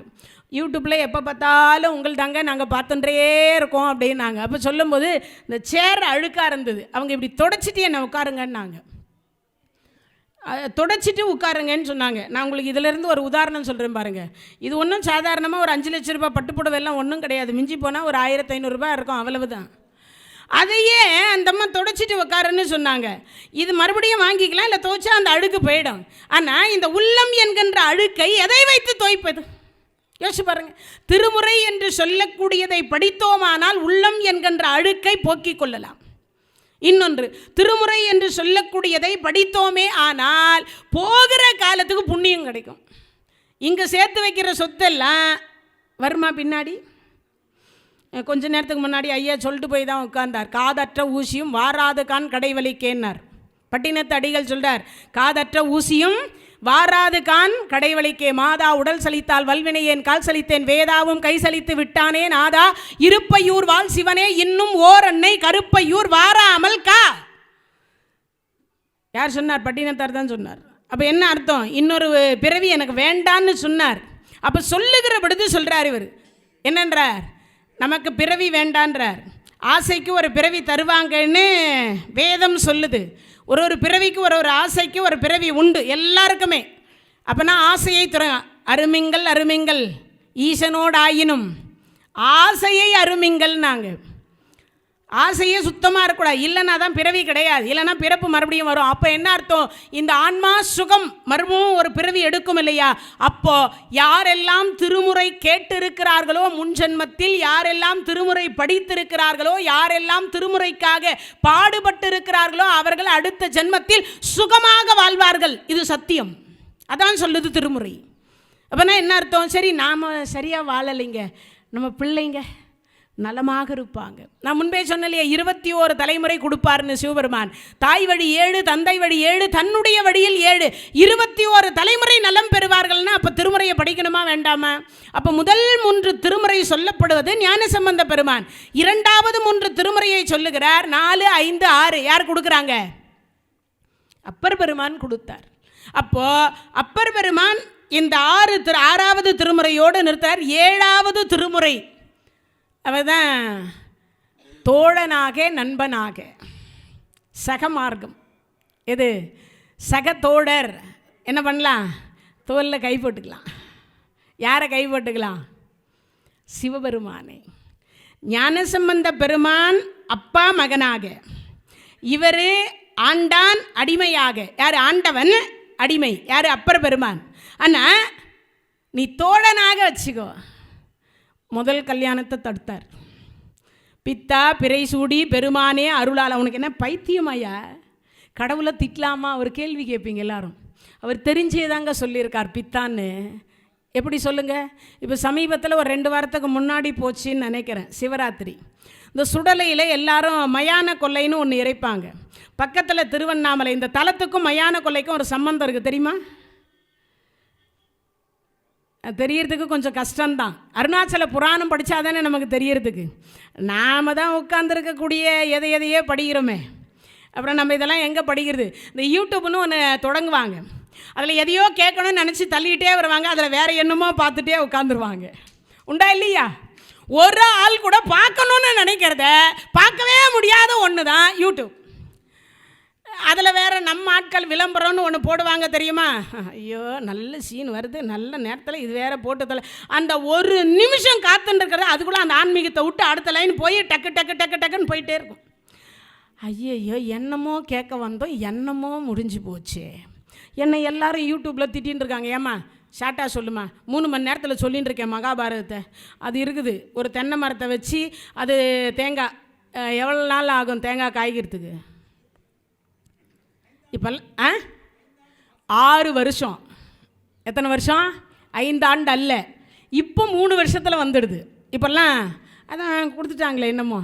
எது? எல்லாத்துலேயும் ஹைப்ரிடுன்னு ஒன்று வராத ஒன்று எதுன்னு கேட்டால் நாம் மட்டும்தான். நம்மளும் ஹைப்ரிட்டில் வந்துருக்குறோம், வேறு மாதிரி வந்துட்டுருக்கோம். அதான் நிச்சயம். ஹைப்ரிடுன்னு ஒன்று வராதது ஒன்று எதுன்னு கேட்டால் அதுவும் வந்துட்டுருக்கு. ஆரம்பத்துலேயும் மகாபாரதத்துலேயே ஹைப்ரிட் யார் தெரியுமா? பலராமர். புரிஞ்சா உங்களுக்கு? இப்போ புரிஞ்சிருக்கும்னு நினைக்கிறேன். பலராமர் ஹைப்ரிடு. அம்மா வயிற்றுல ஒரு 5 மாதம் இருந்தார், பக்கத்தில் போய் ரோகிணி வயிற்றுல ஒரு 5 மாதம் இருந்தார். ஹைப்ரிட். இப்போ புரிஞ்சிருக்கும்னு நினைக்கிறேன். கலப்படம். டெஸ்ட் டியூப் பேபி அதுதான் ஹைப்ரிடு, வேற ஒன்றும் இல்லை. மாற்றிக்க வேண்டியது தான், வேற என்ன பண்ணுறது? ஹைப்ரிடு இல்லாத மனிதர்கள் அதுக்கிட்டையும் வந்துருச்சு, அந்த மாதிரி ஆயிடுச்சு அந்த மாதிரி. அப்போது இறைவன் என்று சொல்லக்கூடியவர் அந்த மார்க்கத்தின் சொல்லுகிற பொழுது இந்த அருணாச்சல புராணம் வருகிறத பார்த்தீங்களா, அதில் கொடுத்துருப்பாங்க. நீங்கள் அருணாச்சல புராணம் எல்லாம் படிக்கணும். சும்மா தமிழில் பாடல் செய்யுள் வழியில் இல்லை. உடனே பயந்துடாதீங்க, செய்யுள் வழினாவே யாரும் இப்போ படிக்கவே மாட்டேன்றா. செய்யுள் வழியில் இல்லை, சாதாரண புராணமாகவே அருணாச்சல புராணம் கொடுத்துருக்குறாங்க. பக்தாச்சல முதலியார் அப்படின்னு சொல்லக்கூடியவர் நிறைய விளக்க உரைகள் கொடுத்துருக்காரு. அதில் நீங்கள் தேடினீங்கன்னா கிடச்சிரும். அருணாச்சல புராணம் அப்படின்னு சொல்லக்கூடியதில் சொல்லுகிற பொழுது பார்த்தீங்கன்னா, சிவபெருமானாக இருக்கக்கூடியவர் அங்கே சுடலையில் போய் பிணத்தினுடைய சாம்பலை உண்டு. அப்போது அம்பாள் போய் அந்த மயானத்தில் போய் உலகத்தில் எத்தனை வகையான தானியம் இருக்குமோ அத்தனை வகையான தானியத்தை சமையல் பண்ணி 12 மணிக்கு இரவு ஆயிடுச்சு. அப்போ இரவு ஆனதற்கு பிறகு அதை கொண்டு போய் சேர்க்கும் பொழுது இவருக்கு பித்தம் எது கலங்கிருந்துச்சு, பைத்தியம் முடிச்சிருந்தது. ஏன் பைத்தியம் முடிச்சிருந்ததுன்னா, அந்த பிரிங்கி மகரிஷின்னு ஒரு மகரிஷி இருந்தார். அந்த மகரிஷி என்ன பண்ணாருன்னா, சிவனை மட்டும் வலம் வந்தார், அம்பாலை விட்டுட்டார். இது தினமும் நடந்துகிட்டே இருந்தது. ஒரு நாள் பார்த்தார், கேட்குறார், சுவாமி நம்ம கேட்குறா, தினமும் வர தானே, என்னையும் ஒரு வணக்கம் போட சொல்லியிருக்கலாம்ல, என்னையும் ஒரு சுற்று சொல்லியிருக்கலாம்ல. எங்கிட்ட இட்லி சாப்பிட்றார், பொங்கல் சாப்பிட்றார், எல்லாம் சாப்பிட்றார், நல்லா இருக்குனாவது ஒரு வார்த்தை சொல்லலாமில்ல. இப்போ நம்ம வீட்டு அம்மாங்களே கேட்பாங்களா, கேட்க மாட்டாங்களா? இந்த மாதிரி ஆளெல்லாம் வீட்டுக்கு இனிமேல் கூட்டின்னு வராது அப்படிம்பாங்க. ஒரு நாள்னா சரி சொல்லிடுவாங்க. ஏன் பல நாள் வர்றாங்க, நம்ம கையால் உணவு உண்றாங்க. ஒன்றும் உப்பு இருக்குது, காரம் இருக்குது, இல்லை நல்லா இல்லை, எதையாவது சொல்லலாம்ல. தங்கச்சி நல்லா இருக்கே அப்படியாவது கேட்கலாமில்ல. அது கூட கேட்காம வர்றது, திங்கிறது, போயிட்டே அப்படி இருந்தால் என்ன சொல்லுவோம்? இனிமேல் இந்த மாதிரி ஆளெல்லாம் வீட்டுக்கு கூட்டு வராதிங்கன்னு சொல்லுவோம். அது மாதிரி இந்த அம்பாள் பார்த்தாங்க, ஏங்க இப்படி வணங்கிட்டு போகிறாரு, என்னையும் வணங்கலாம்ல. அதனே இதுக்கு நடுவில் போய் உட்காந்து இப்போ அம்பாள் பார்த்தாங்க, நாளைக்கு இந்த மனுஷன் எப்படி தான் இந்த முனிவர் வழங்கிட்டு போகிறார் பார்க்கலாம். இந்த கையை எடுத்த நீங்கள் பெரும்பாலான ஃபோட்டோக்களில் பார்த்தீங்கன்னா தெரியும், அந்த கையை எடுத்து இப்படி வச்சுட்டுருப்பா, தொட மேலே தான் வச்சுட்டுருப்பா. இப்போ இந்த மனு எப்படி உள்ளே போகிறார் பார்க்கலாம். அவர் பார்த்தார், இந்த கழுத்துக்குள்ளே நுழைஞ்சு போயிட்டார். அதுக்கப்புறம் பார்த்தாரு, இந்த கழுத்தை கொண்டு போய் நம்ம கிட்ட வச்சுக்கினான். எப்படி நுழையிறாருப்பா, தன் உடம்பை ஊசி மாதிரி ஆக்கி எந்த இடத்துல சந்துக்குதோ அந்த இடத்துல நுழைஞ்சு வணங்கிட்டு போயிட்டார். இந்த அம்மா பார்த்தா சிவபெருமான் கிட்ட சொல்கிறா, சுவாமி இது நியாயமா, இது நியாயமா, இது உங்களை மட்டும் வணங்குறாரு, அப்போ நான் வேண்டாமா, சக்தி வேண்டாமா அப்படின்னு அவர் நினைக்கிறாருமா. அதுக்கு நான் என்னம்மா பண்ண முடியும்? அப்போது நீங்கள் சொல்லுங்கள், எங்கள் வீட்டு அம்மாவையும் வணங்குங்கன்னு சொல்லுங்கள். அவர் வணங்க மாட்டேன்னா நான் எப்படிமா சொல்ல முடியும்? சரி அப்படியா, அப்போ உடம்பு தேகத்தில் இருக்க சக்தியை பிரித்து எடுத்துட்டுமா? எடுத்துங்க. சக்தி எடுத்த இந்த சதை, பிண்டம், ரத்தம், இதுதான் யார்? அம்பாள். உள்ளே இருக்கக்கூடிய ஆன்மா மட்டும்தான் சிவபெருமான். இந்த எலும்பு கூடு மட்டும்தான் சிவபெருமான். இதெல்லாம் யார்? சக்தி தான், வேறு யாரும் இல்லை. அப்போது சக்திக்குள்ளே தான் சிவன் இருக்குமே தவிர சிவனுக்குள்ளே சக்தி கிடையாது. இது தெரிஞ்சு வச்சுக்கணும் எல்லாருமே. நீங்கள் எல்லாரும் சிவலிங்கம் வணங்குறீங்க, ஆனால் சிவலிங்கத்துக்குள்ளேயே அம்பாள் இருக்கா. நிறைய பேருக்கு தெரியுமா, தெரியாதா? கீழே இருக்கக்கூடிய ஆவுடைன்னு ஒன்று இருக்குது தெரியுமா? அந்த ஆவுடை என்று சொல்லக்கூடியது அம்பாள். மேலே இருக்கக்கூடிய சிவலிங்க சொரூபம் மட்டும்தான் சிவபெருமானே தவிர சக்தி தான் சிவனை தாங்கி கொண்டிருக்கிறாள். இது தெரிஞ்சு வச்சுக்கிறதுக்காக சொல்கிறேன். இப்போ சொன்னார், நீ எடுத்துருனார். உடனே இந்த சதையெல்லாம் எடுத்து, இப்போ சிவபெருமான் சும்மா இருந்திருக்கணுமா இல்லையா? நம்மால் திருவிளையாடல் செய்வதில் வல்லவர், அதை யாராலையும் அடிச்சுக்கவே முடியாது. அதுக்கெல்லாம் பிஹெச்டி இல்லை, எந்த ஹெச்டி படிச்சுட்டு வந்தாலும் அவரை மாதிரி நம்மால் ஒரு திருவிளையாடல் கூட பண்ண முடியாது. இப்போ இவர் சொல்கிறார், எடுத்துக்கோன்னார். அந்த அம்மா எடுத்துட்டா, கீழே தொப்புன்னு விழுந்தார். பிரிங்கி பார்த்தார், ஆஹா என் குழந்தை விழுந்துருச்சு. ஓடி போனார். பிரம்ம தண்டத்தை கையில் கொடுத்து இதை ஊன்றி கொண்டு பூமிக்கு போ, மீண்டும் மேலே வா, என்னை மட்டும் வலம் வா. இப்போ வச்சாரா ட்விஸ்ட்டு? இது சொன்ன உடனே அந்த அம்பாளுக்கு என்ன கோபம் வரும்? மதிப்பில்லாத வீட்டில் எதுக்கு இருக்கணும், போகலாம் வா. நேராக புறப்பட்டு பூமிக்கு வந்துட்டான். யார் கண்ணிலையும் படக்கூடாதுன்னு படவே இல்லை. யார் கண்ணுக்குமே அந்த அம்மா தெரியவே இல்லை. வால்மீகி முனிவர் கண்ணுக்கு மட்டும்தான் அம்பாள் தெரிந்தாள், வேறு யார் கண்ணுக்கு தெரிய கிடையாது. வால்மீகி சொல்லிதான் கேதார கௌரி விரதம் என்கின்ற விரதத்தை முதல்ல அம்பாள் கடைபிடிச்சா. அந்த இடம் தான் இன்னைக்கு மேல்மலையனூர் அப்படின்னு சொல்லக்கூடிய இடம். அது அப்போ இருந்தது திருவண்ணாமலை. இப்போ அது பிரிக்கப்பட்டதுனால செஞ்சி மாவட்டத்துக்கு அது போயிடுச்சு. அப்போ இருந்தது திருவண்ணாமலையில் தான் இருந்தது. இப்போது அந்த தளத்தில் தான் சிவபெருமான் என்ன பண்ணாரா, இப்போ பிரிங்கி மகரிஷி இவர் இந்த திருவிளையாடல் ஆரம்பித்து இந்த அம்மா இங்கே வந்துட்டால, யாகம் வளர்த்தால் மழை வரும். யாகம் வளர்த்தீங்கன்னா 33 கோடி தேவர்களுக்கு உணவு கொடுக்குறீங்கன்னு அர்த்தம். இந்த உணவு யாருக்கு போய் சேருதுன்னா கடைசியாக பூர்ணாகுதி என்கின்ற ஒரு பொருள் போகுது பாருங்க, அதை போடுகிற பொழுது மட்டும் சிவாச்சாரியாரோ பட்டாச்சாரியாரோ எழுந்து நின்று தான் போடுவாங்க. யாருக்காவது அதுக்கு அர்த்தம் என்னன்னு தெரியுமா? தெரியாது. அதுக்கு பேர் தான் அவிர்ப்ப பாகம், அவில் பாகம்னு சொல்லுவாங்க. அது யாருக்கு போய் சேருது தெரியுமா? சிவபெருமானுக்கு போய் சேரக்கூடிய பாகம் அது, உணவு. அது அந்த உணவை உண்டு தான் இறைவன் நமக்கெல்லாம் சக்தியை கொடுத்துட்டுருக்கார். அப்படிப்பட்ட இறைவன் முனிவர்கள் வளர்த்த யாகத்துக்கு போய் அந்த அவிர்ப்ப பாகம் வாங்கலான்னு போனார். போயிட்டு வர்றதுக்கு மனைவி இருந்தால் ஏன் லேட்டாக வரேன்னு கேட்பா. மனைவி இல்லை. இவங்க 2 பேரும் சீக்கிரம் வந்து உட்காந்துட்டா. இப்போ பாருங்கள், நான் மட்டும் சிம்மாசனத்தில் தனியாக உட்காந்துட்டுருக்கேன். முன்ன நம்ம ஐயா யாரோ பேசும்போது எல்லாம் படையோடு உட்காந்து, அவங்க ஏன் படையோடு உட்காந்துருந்தாங்கன்னா பேசுனதெல்லாம் சிவம், அதுக்கெல்லாம் சக்தி வேணும்னு பக்கத்தில் படையோடு உட்காந்துட்டாங்க. இந்த சக்திக்கு எந்த சக்தியும் தேவையில்லைன்றதுனால ஃப்ரீயாக விட்டாங்க. இப்போது இங்கே எல்லாம் படை இருந்தது. இந்த 3 ஆசனம், நடுவில் இருக்கிறது சிவாசனம், இது பிரம்மாசனம், இது விஷ்ணு ஆசனம். இதில் 2 பக்கம் உட்காரணும். இந்த பிரம்மாவுக்கு அப்போ இருந்த பிரம்மாவுக்கு 5 தலை. அந்த 5 தலையோடு இருக்கக்கூடிய பிரம்மா சிவாசனத்தில் உட்கார்ந்துட்டார். உட்கார்ந்த உடனே பார்த்தார், நாராயணர் பக்கத்தில் வந்து உட்கார்ந்தார். டேப்பா, அது நெருப்பு, சுடாமல் விடாது, தயவு செய்து எழுந்துக்கும். வந்தா எழுந்துப்பேன் விடு. இந்த கலெக்டரு ஆஃபீஸில் பார்த்தீங்கன்னா அந்த குமஸ்தா வந்து அந்த சேர் துடைப்பார். துடைக்கிறதுக்கு முன்னாடி என்ன பண்ணுவார்னா, என்ன பண்ணுவார், நம்மளால் கலெக்டருக்கு தான் படிக்க முடியல, கடைக்கு சேர்லையாவது கொஞ்சம் நேரம் உட்காந்து பார்த்துடுவோம், உட்காந்துருவார். அப்படி உட்காந்துறதுக்கு அப்புறம் கலெக்டர் வர்றாருன்னு வாட்ச்மேன் வந்து சொன்ன உடனே குடு எழுந்து தொடச்சி கிடச்சி போயிடுவார். இந்த சீட்டெல்லாம் நம்ம எல்லாம் எப்போ உட்கார முடியும்? இப்போ அந்த மாதிரி தான் பிரம்மாவுக்கு ஆசை வந்து உட்காந்துட்டார். இப்போ சிவபெருமான் வரார். சிவபெருமான் அவ்வளவு சீக்கிரமாக கோவப்பட்டதாக வரலாறே கிடையாது. நீங்கள் எந்த புராணத்தையாவது பாருங்கள், சிவபெருமான் 3 புறங்களை கூட எதில் எரித்தார்? புன்சிரிப்பால் எரித்தார்னு தான் இருக்கும். கோவப்பட்டு எரிச்சார்னு இருக்கவே இருக்காது. கோவப்பட்டு எரித்தார்ன்றதுக்கு வரலாறே கிடையாது. இப்போ சிரிப்பால் எரிச்சார்னு இருக்கு. இப்போ அப்பேற்பட்ட சிவபெருமான், நாராயணா இதென்ன என் ஆசனத்தில் உட்காந்துருக்கான், சுவாமி நீங்கள் லேட்டாக வந்தது தப்பாக போச்சு, அதனால் உட்காந்துட்டான். சரி கேட்போமே. பிரம்மா, நான் வர்றதுக்கு முன்னாடி உட்காந்துருந்தேன், சரி இப்போ தான் உன் ஆசனத்தில் உட்காரேன். உங்களுக்கு 5 தலை, எனக்கு 5 தலை, நான் எதற்கு 5 தலைன்னார். 2 பேருக்கும் சமமாக தானே ஆகுது தலை. இதில் என்ன பெரிய விஷயம்? நீங்கள் முக்தி தரக்கூடிய தொழிலை பண்ணுறீங்க, நான் படிக்கிற தொழிலை பண்ணுறேன், இதில் என்ன பெரிய விஷயம் இருக்குது? மும்மூர்த்திகள் தானே. ஒரு நாளைக்கு நான் இந்த சேரில் உட்காந்தா என்ன தப்பு? இன்றைக்கி நீங்கள் அங்கே உட்காருங்க. நல்ல வேலை அங்கே உட்காந்துருந்தாருன்னு நம்ம எல்லாம் நல்லா இருந்திருப்போம். ஒழுங்கான தலையெழுத்து எழுதியிருப்பார் சிவபெருமான் இல்லையா? அவர் உட்காந்துருந்தானே நம்ம தலையெழுத்தாலும் நல்ல எழுத்தாக இருந்திருக்கும். இந்த பிரம்மா உட்கார்ந்ததுனால தான் நம்ம தலையெழுத்தெல்லாம் இப்படி போச்சு. அதனால் இப்போ சொல்கிறார், பார்க்கிறார், இவர் என்ன சொல்கிறார், இல்லை 5 தலையினார். பயப்பண்ண எதுக்கு? நாராயணர் கேட்டார், என்ன உன் பையன் இப்படியெல்லாம் சொல்கிறான், என்னென்னு கேட்டியான்னு. நான் வர்றதுக்கு முன்னாடியே நிறைய அறிவுரை சொன்னேன், அவன் கேட்கல. அவனுக்கு மானா கானா வந்துருச்சு. வாரியார் சுவாமி சொன்ன மாதிரி தான் சொல்லணும். என்னது? ஆமாம், மண்ட கர்வம். இப்பயும் நம்ம ஆளெல்லாம் கொஞ்சம் படிச்சுட்டா என்ன வருது? நான் எவ்வளோ படிச்சிருக்கேன் தெரியுமா? ஆமாம், சில இடத்துல சொல்லுவாங்கள்ல, நான் எவ்வளோ படிச்சிருக்கேன் தெரியுமா, எனக்கு எத்தனை பேர் தெரியுமா, நான் என்ன பதவியில் இருக்கேன் தெரியுமா, எனக்கு இல்லை எத்தனை பேர் வேலை செய்கிறா தெரியுமா, எல்லாம் தெரியும். அவன் நினச்சா இருக்கலாம், அவன் நினைக்கலன்னா ஒரு செகண்டில் தூக்கி போட்டுடலாம். அந்த மாதிரி ஆகிடும். ஆண்டவன் நினைத்தால் நம்ம எல்லா பதவியிலையும் போகலாம். எவ்வளவு படித்தாலுங்க ஒரு விஷயந்தாங்க, இது இருந்தால் எல்லார் மனசுலையும் இடம் பிடிக்கலாங்க. என்ன இருக்கணும்? பணிவு இருந்தாங்க. கற்றவருக்கு சென்ற இடமெல்லாம் சிறப்புங்க. ஆனால் என்ன இருக்கணும்? நான் நம்ம சொற்பொழிவாளர்களே ஒரு சொற்பொழிவாளர் இருந்தார். ஐயா வணக்கம். இருக்கட்டும்.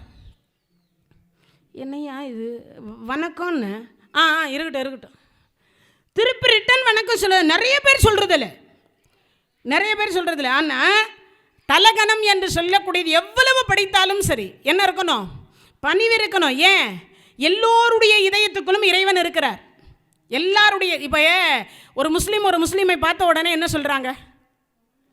சலாம் அலேக்கும் சொல்லிடுறாங்களே. ஒரு கிறித்தவர் இன்னொரு கிறித்தவரை பார்த்த உடனே என்ன சொல்கிறாங்க?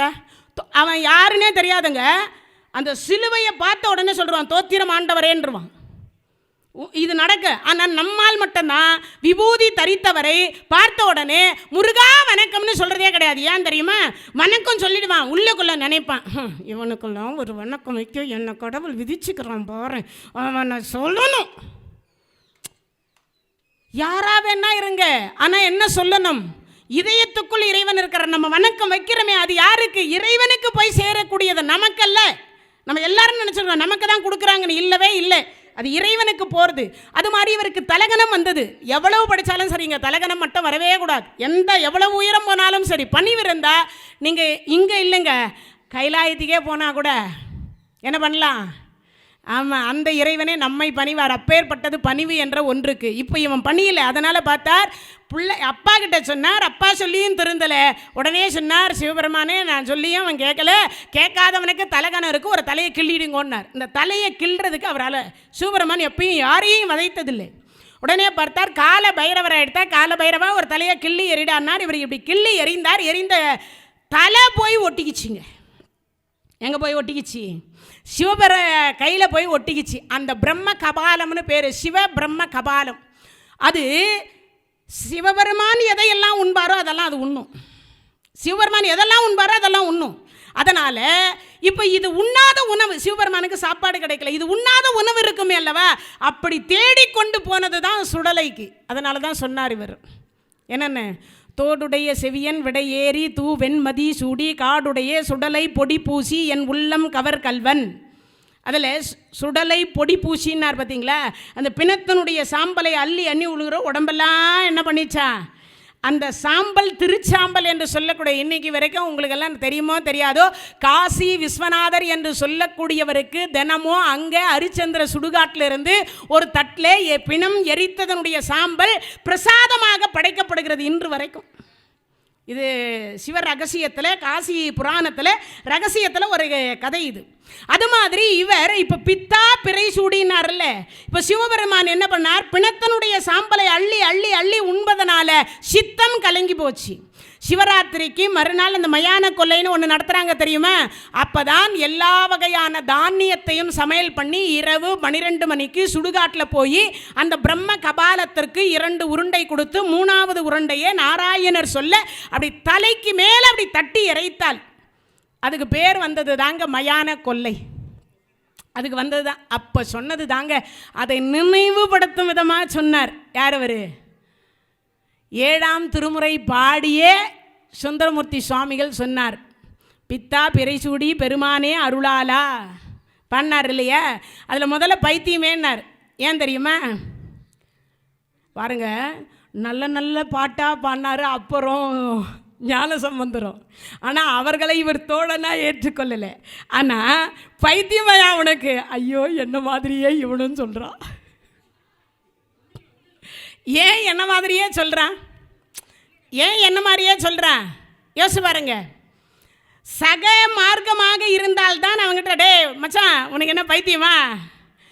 மச்சான் வீட்டில் சாப்பாட்டுக்கு வழி இல்லை மச்சான், கடன் ஒரு 1000 ரூபாய் கூட, நானே உங்கள்கிட்ட கேட்கலான்னு நினச்சேன், நீ என்கிட்ட கேட்குறியா அப்படின்னு. ஆனால் சாயங்காலம் 6 மணி ஆச்சுண்ணா, மச்சான் போகலாமா?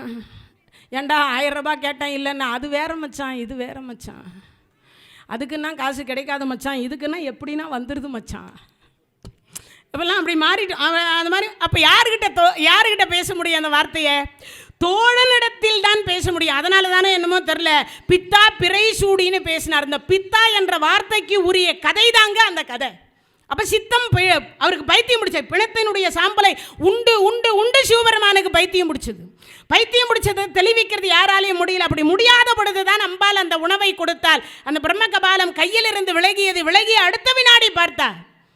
இப்போ அந்த பிரம்ம கபாலத்தை வதம் செய்யலான்னு போகும்போது அந்த பிரம்ம கபாலம் சொல்லுது, கொஞ்ச நேரத்துக்கு முன்னாடி சோறு போட்டுட்டு நீயே கொல்ல பார்க்குறியடி, இவனுக்கு பேரா அம்மா? சரி, எங்கள் வீட்டுக்கார் கையை தொடமாட்டேன்னு சத்தியம் பண்ணி கூட நானும் உன்னை கொல்ல மாட்டேன். அது எப்படி முடியும்? உங்கள் வீட்டுக்கார் கையில் இருக்கிற வரைக்கும் எனக்கு பேர் என்ன தெரியுமா? சிவ பிரம்ம கபாலம். விட்டுட்டு வந்துட்டா வெறும் மண்டை ஓடு, அதனால் விட மாட்டேன்னு அப்போ தான் சொன்னேன். உடனே என்ன பண்ணிட்டா, சரி இது மாதிரி உணவு கொடுத்தா நான் தொடமாட்டேன். என் பிள்ளைகள் வருஷத்திற்கு ஒரு நாள் மாசி அமாவாசை அன்றைய தினத்தில் இந்த மயான கொள்ளை என்று சொல்லக்கூடியதை உனக்கு செய்வார்கள், இது சத்தியம். அப்போ அந்த பிரம்மகபாலன் சொன்னது, எந்த சுடுகாட்டிலேயாவது ஒரு சுடுகாட்டிலாவது இந்த மயான கொள்ளை நடத்தாவிட்டால் மீண்டும் உன் கணவர் கையை தொட்டுக்குவேன்னு சொல்லிச்சு. அப்போ வந்தது தாங்க இந்த பித்தா. அப்போ பிடிச்ச பைத்தியத்தை அம்பாள் தெளிய வச்சாலாம். அப்படி தெளிய வைத்த அடுத்த வினாடி சிவபெருமான், இப்போ நான் எங்கே இருக்கேன்னார், தேவிகாபுரத்தில். நான் எப்படி இங்கே வந்தேன்னார். நான் திருவண்ணாமலையில் எல்லாம் இருந்திருக்கணும், எப்படி நான் தேவிகாபுரம் வந்தேன்? சுவாமி கொஞ்சம் அப்படி மாறி போய் வந்துட்டீங்க. அப்படியா? என் பைத்தியத்தை தெளிவச்சது யாரு? உங்கள் மனைவி பார்வதி அம்மா. அப்படியா? அம்மா தாயே, என் பைத்தியத்தையே தெளிவச்சு இல்லையா? நம்ம பிரிஞ்சதுனால வந்த பிரச்சனை, பிரியாமல் இருக்கணும், அப்படி ஒரு வரத்தை கேள் நீ அப்படின்னார். அங்கத்தில் பாதியை கொடுங்க. என்ன கொடுங்க? அங்கத்தில் பாதியை கொடுங்க. இப்போ அந்த பிரிங்கி மகரிஷி உள்ள நுழைய சொல்லுங்க பார்க்கலாம். அப்போ வந்தது தாங்க. அப்போது அவர் பாடியதற்கு பொருள் சொல்கிறதுக்காக இந்த கதையை சொன்னேன். பித்தா பிறை சூடி பெருமானை பிறை சூடினார். சந்திர பகவானுக்கு 27 மனைவிமார்கள். தட்சன் என்று சொல்லக்கூடியவனுடைய பெண் பிள்ளைகள் 50 பெண் பிள்ளைங்க. 5 பெத்தா அரசனோ ஆண்டி. தட்சன் 50 பெத்துன்னு இருக்கான். எவ்வளவு? 50. யமதர்மராஜாவுக்கு 10 கொடுத்தார். காசிபருக்கு 13 கொடுத்தார். 27 சந்திரனுக்கு கொடுத்தார். எவ்வளவு வசதி படிச்சவர் பாருங்க. ஆமாம், யமதர்மராஜாவினுடைய மனைவி முதல் மனைவி ஐயையோன்னு பேர். முதல் மனைவியினுடைய பெயர் ஐயையோ. ஆனால் இன்னைக்கு கல்லடிச்சா ஐயையோ கல்லடிச்சிச்சே, முள்ளை நாமா போய் ஏற்றிட்டு ஐயோயோ முள்ளு குத்திடுச்சே, ஏதாவது ஒரு பொருள் கீழே கொட்டி ஐயோயோ கொட்டிக்குச்சே, வயிறு வலி வந்தால் கூட ஐயோயோ வயிற்று வலிக்குதே, அப்படி தான் சொல்லின்னு இருக்கோம். முருகா வயிற்று வலிக்குது சொல்கிறோமா? சிவபெருமானே வயிற்று வலிக்குது சொல்கிறோமா? இல்லையே, ஐயோன்னு தான் கூப்பிட்றேன். எமன் பொண்டாட்டி பேர் சத்தியமாக யாரும் சொல்ல மாட்டீங்கன்னு நினைக்கிறேன். இனிமேல் திருமுறை மாநாட்டிலேருந்து இனிமேல் யாரும் சொல்ல மாட்டாங்க. அதனால் அந்த யமதர்மராஜாவுக்கு ஒரு 10 கொடுத்தார். 13 மனைவி. இறந்து போன அத்தனை பேரும் திதி எதில் கொடுக்கணும்னா காசிபருடைய மனைவி இந்த திதியில் வச்சு தான் திதி கொடுக்கணும். அது காசிபருக்கு 13 பெண் பிள்ளை 27 பெண் பிள்ளைகளை கொடுத்தார். அதுதான் அஸ்வினி முதல் ரேவதி வரைக்கும் இருக்கக்கூடிய நட்சத்திரங்கள். இதில் ரோகிணியை மட்டும் அதிகமாக காதலித்து எங்கே போனாலும் கிரகப்பிரவேசம் கல்யாணம் யாகம் எதுக்கு போனாலும் அந்த அம்மாவை கூட்டிகிட்டு போனார். இந்த 27 பெண்களை கண்டுகொள்ளலை. பெண்கள் போய் அங்கே சொன்னாங்க. சொல்லி முடிச்ச அடுத்த வினாடி தட்சன் கூப்பிட்டார். நாளொன்றுக்கு தேய்ந்து ஓய்ந்து ஒளிந்து மாண்டு போக கடவுதுன்னார். சொன்ன அடுத்த வினாடி மறைந்து போக கடவுதுன்னார் பாருங்க. மறைந்துன்னா மாண்டு போக கடவுது, ரெண்டுமே ஒரே அர்த்தத்தை தான் குறிக்கும். அதனால் என்ன பண்ணிட்டார்? நேராக வந்தார் சிவபெருமான் கிட்ட. எல்லா கடவுளும் கைவிட்டாங்க சுவாமி, நீங்கள் கைவிட மாட்டீங்கன்னு தான் வந்திருக்கேன். நந்தியை வணங்கினார். அவசரமாக உள்ளே போகணுன்னார். போனார். இப்போ உள்ளே போனார். போன உடனே சந்திரா என்னடா இது தேஞ்சு போய் வந்திருக்கேன்னார். சுவாமி நடந்ததெல்லாம் சொன்னார். சொல்லி முடிச்சு அடுத்த வினாடி பார்த்தாடே, நம்மளையே நம்பி வரக்கூடிய பெண்களை கைவிடக்கூடாது. நான் பார்த்தியா என்ன பண்ணியிருக்கேன்னு? சுவாமி எல்லாரும் உங்களை மாதிரி இருக்க முடியாது சுவாமி. ஆமாம், ஒருவனுக்கு ஒருத்தின்னு வாழ்கிறவர் நீங்கள். எனக்கு எங்கள் மாமனார் சும்மா இல்லாமல் கூட்டு போன்னு ஓட்டி அமிச்சார். நானும் ஆசைப்பட்டு ஒன்று ஒரு ரகத்தில் இருக்கேன்னு நானும் கூட்டிகிட்டு வந்துட்டேன். அது என்னடானா ஒன்று தலை மேலே ஏறுது, ஒன்று கால் மேலே ஏறுது, ஒன்று முதுகு மேலே ஏறுது. ஒன்றை வச்சே சமாளிக்க முடியல. ஆமாம், நாரதர் அப்படி தான் கேட்டார் பகவானை பார்த்து, சுவாமி உங்களுக்கு எத்தனை மனைவி? 16,008ன்னார்.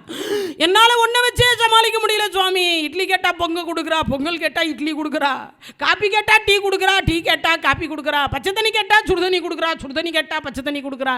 ஒன்றை வச்சே என்னால் சமாளிக்க முடியலையே சுவாமி. 16,008 வச்சு எப்படி சுவாமி சமாளிக்கிறீங்க? அது வா போகலாம்.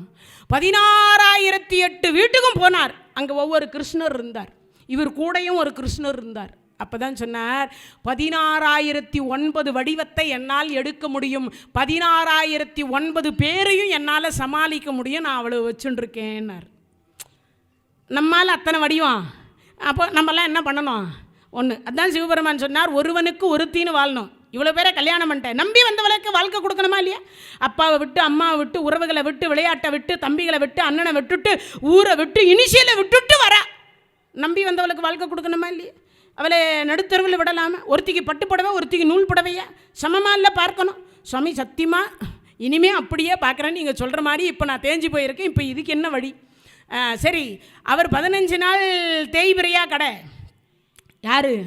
தட்சன் மாமனார் கொடுத்த சாபத்தின்படியாக 15 நாள் தேய்பிரையாக கட, 15 நாள் வளர்பிறையாக கடவது. சுவாமி மறைஞ்சு வாழணும்னு சொல்லியிருக்கார். அமாவாசை அன்னைக்கு மறைந்து வாழு. சுவாமி மறைஞ்சு வாழ்கிற பொழுது மாமனார் போட்டு தள்ளிட்டா என்ன பண்ணுறது? அப்போவே இருந்திருக்கு போட்டு தள்ளுறது. எங்கே அந்த லோகத்திலேயே இருந்திருக்குன்னா இந்த லோகத்தில் இருக்காதா? யோசிச்சு பாருங்க. மாமனார் போட்டு தள்ளிட்டா என்ன பண்ணுறது? மாமனார் வராத ஒரு உலகம் இருக்குது. எந்த உலகம்? பூலோகம். எது? பூலோகம். அதனால் சொல்கிறேன், அங்கே போய் பத்திரமா இரு. சரிங்க சுவாமி. 15 நாள் வளர்பிறையாக வரம் கொடுத்தார் சிவபெருமான். சுவாமி இந்த ஒரு நாள் மறைஞ்சிருக்கிறனே, அப்போ சுத்தமாக என்னை மக்கள் மறந்து போயிட்டா என்ன பண்ணுறது? நான் இருக்கிற வரைக்கும் நீ இருப்பேன், நீ இருக்கிற வரைக்கும் நானும் இருப்பேன். என்னை வணங்குறவங்க உன்னையும் வணங்கட்டும்.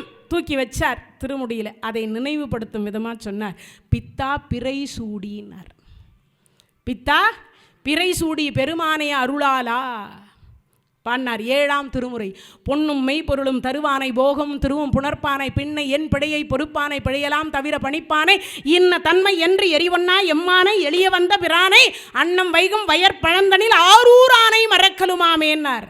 பொன்னும் மெய்ப்பொருளும் தருவானை, போகமும் திருவும் புணர்ப்பானை, பின்னை என் பிழையை பொறுப்பானை, குற்றமே குணமாக கொள்ளினும். சிவபெருமான் ஒரே ஒருத்தர் மட்டும்தாங்க குற்றத்தை பொறுத்து கொள்ளக்கூடிய பெருமான். உலகத்தில் வேறு யாருமே பொறுத்துக்க மாட்டா. குற்றமே குணமாக கொள்ளினும். நாராயணர், பிரம்மா, சிவபெருமான் 3 பேரும் ஒரு நாள் கைலாயத்தில் மீட் பண்ணாங்க. பிரம்மாவுக்கு கடுமையான கோபம் சிவன் மேலே. என்ன பிரம்மா மூஞ்சி ஒரு மாதிரியாக இருக்குன்னார். ஒன்றும் இல்லை, நீங்கள் மட்டும் சங்கரான்னு முக்தி தரக்கூடிய தொழிலை கொடுத்துட்டு நிம்மதியாக சந்தோஷமாக இருக்கீங்க. இந்த படைக்கிறவனுக்கு தானே தெரியும் என்ன பாடுபடுறேன். அவன் எழுதுறவன் சரியாக எழுதியிருந்தால் நான் ஏன் இப்படி கஷ்டப்படுறான்னு என்ன தான் திட்டின்னு இருக்காங்க. நீங்கள் மட்டும் சந்தோஷமாக இருக்கிறீங்க. அவர் சொன்னார், எனக்கு பேர் என்னன்னார். அம்மா எப்பர்? அப்பா அம்மான்னா என்ன? பிள்ளைங்களுக்கு என்ன பண்ணணும்? நல்லது தான். அப்போ அப்பான்னா அம்மான்னா நல்லதை தவிர வேறு எதையும் செய்ய மாட்டான். சுவாமி அவங்க குற்றத்தை செய்வதனால தானே அதுக்கேற்ற மாதிரி நான் தலையெழுத்தை எழுதுகிறேன். நீ ஒழுங்காக எழுதுனா அவன் ஏன்டா குற்றத்தை செய்ய போகிறான்? தலையெழுத்தை நீ ஒழுங்காக எழுதுனா அவன் ஏன் குற்றத்தை செய்ய போகிறான்? அவன் தலையெழுத்தை நீ ஒழுங்காக எழுதாததுனால தானே அவன் குற்றம் பண்ணுறான். அது மட்டும் இல்லை, அப்பம்மானா என்னது? கோவம் வந்தால் பிள்ளைங்களே ஒரு அடி அடிப்பாங்க. ஏதோ தப்பு பண்ணால் சின்ன அடி அடிப்பாங்க. அப்படி அடித்தா அந்த குழந்தை போய் போலீஸ் ஸ்டேஷனில் கம்ப்ளைண்ட்டாக கொடுக்கும். எந்த குழந்தையாவது போலீஸ் ஸ்டேஷனில் போய் எங்கள் அம்மா என்னை அடிச்சுட்டா 6 மாத குழந்தை கம்ப்ளைண்ட் கொடுத்ததா வரலாறு உண்டா? இல்லை இல்லையா? அப்போ என்ன பண்ணணும்? மறுபடியும் குழந்தை வா அப்படின்னு கூப்பிட்டா இந்த குழந்தைய பிள்ளைங்க கூப்பிட்ட உடனே யார் போயிடுவா? இந்த குழந்தைங்க ஓடி போயிடும் அப்பா அம்மா கிட்ட. எத்தனை அடி அடித்தாலும் மீண்டும் மீண்டும் மீண்டும் யாருக்கிட்டடா போகணும்னா அப்பா கிட்டையும் அம்மா கிட்டையும் தான் போகும் குழந்தை. அது மாதிரி நான் எத்தனை துன்பம் கொடுத்தாலும் என்னை மட்டும்தான் அம்மை அப்பர்னு கூப்பிட்றேன். அப்போ குற்றத்தை நான் பொறுக்கணுமா வேண்டாமா? இன்னைக்கு வரைக்கும் எந்த அப்பா அம்மாவும் எந்த பிள்ளைங்களை குறைய சொல்ல மாட்டாங்க தெரியுமா? என் பையன் நல்லவன் தான், வந்துக்கிறது தான் சரியில்லை. என் பையன் நல்லவன் தான், வந்துக்கிறதுக்கு சரியில்லை. தலையான மந்திரம் போட்டான் அப்படிதான் சொல்லுவாங்க. உண்மையா இல்லையா? அப்போது குற்றத்தை கூட குணமாக, அதனால தான் சொன்னார், பொன்னும் மெய்ப்பொருளும் தருவானை, போகமும் திருவும் புணர்ப்பானை, பின்னை என் பிழையை பொறுப்பானை, பிழையலாம் தவிர பணிப்பானைன்னார். அப்போது எவ்வளவு குற்றம் செய்தாலும் என் குழந்தை செய்யலை, என் குழந்தையை செய்விக்கின்றவன் பிரம்மா. எழுதின எழுத்து தலையெழுத்து நல்ல எழுத்தா எழுதியிருந்தா என் குழந்தை தவறு செய்யாதே அப்படின்னு சொல்கிறார், வாதாடுறார். அப்போது என்ன சொல்லணும் யோசிச்சு பாருங்க. அப்போ என்ன சொல்கிறதுக்காக அங்கே சொல்லப்படுகிறது? இங்கே பொன்னும் மெய்ப்பொருளும் தருவானை, போகமும் திருவும் புணர்ப்பானை, பின்னை என் பிழையை பொறுப்பானை, பிழையலாம் தவிர பணிப்பானை, இன்ன தன்மை என்று எரிவொன்னா எம்மானை, எளிய வந்த பிரானை. எளிமையாக வரக்கூடிய ஒரு கடவுள் யாரான்னா சிவபெருமான். எளிமையாக வருவாராம், சாதாரணமாக வருவாராம். காசியம்பதியில் ஒரு பிச்சைக்காரன் பிச்சை எடுத்து சாப்பிட்டுட்டு ஒரு 4 பேருக்கு நாய்க்கு இப்போ ஒரு 4 நாய் இருக்கும். அவனுக்கு அங்கமெல்லாம் தொழுநோய். அந்த தொழுநோய் இருக்கக்கூடியவன் பிச்சை எடுப்பான். யாரும் வந்து அந்த பிச்சைக்காரங்கிட்ட சாப்பாடு கேட்க மாட்டாங்களேன்ட்டு தினமாக என்ன பண்ணுவான், பக்கத்தில் இருக்கிற ஒரு 4 நாய்க்கு சோறு போட்டுருவான். சிவபெருமானுக்கு ஒரு ஆசை, நம்ம சிவ வேஷத்துலேயே போய் நாமளும் தான் அந்த காசியம்பதியில் போய் ஒரு 4 பேர் கிட்ட எதையாவது யாசகம் கேட்டு பார்க்கலாமேன்னு. அம்மா பிச்சாந்தேகி, கை கால் நல்லா தானே இருக்குது, போயும் சிவபெருமான் வேஷம் போட்டு இப்படி வந்துக்கிற, உனக்கு வெக்கமா இல்லை? 4 வீடுல போய் எங்கேயாவது மூட்டை தூக்கலாம் இல்லை, ஒரு 4 இடத்துல போய் வேலை செய்யலாம் இல்லை, எங்கேயாவது பெருக்கலாம் இல்லை, எங்கேயாவது கூட்டலாம் இல்லை, அப்படியாவது வேலை செஞ்சாலாவது 4 பேர் சோறு போடுவாங்க, இப்படி போய் வேஷம் போட்டுட்டு திரியிறியே. சிவபெருமானே நேரில் போனால் அந்த சரி இந்த இப்படி போகுதே, வேற ரூபத்தில் போகலாம், வேற ரூபத்தில் போகலாம்னு நினைக்கிறார். எந்த ரூபத்தில் போகலான்னு யோசிக்கிற பொழுது அப்போ சொல்கிறார், சரி பிச்சைக்கார ரூபத்தில் போகலாம்.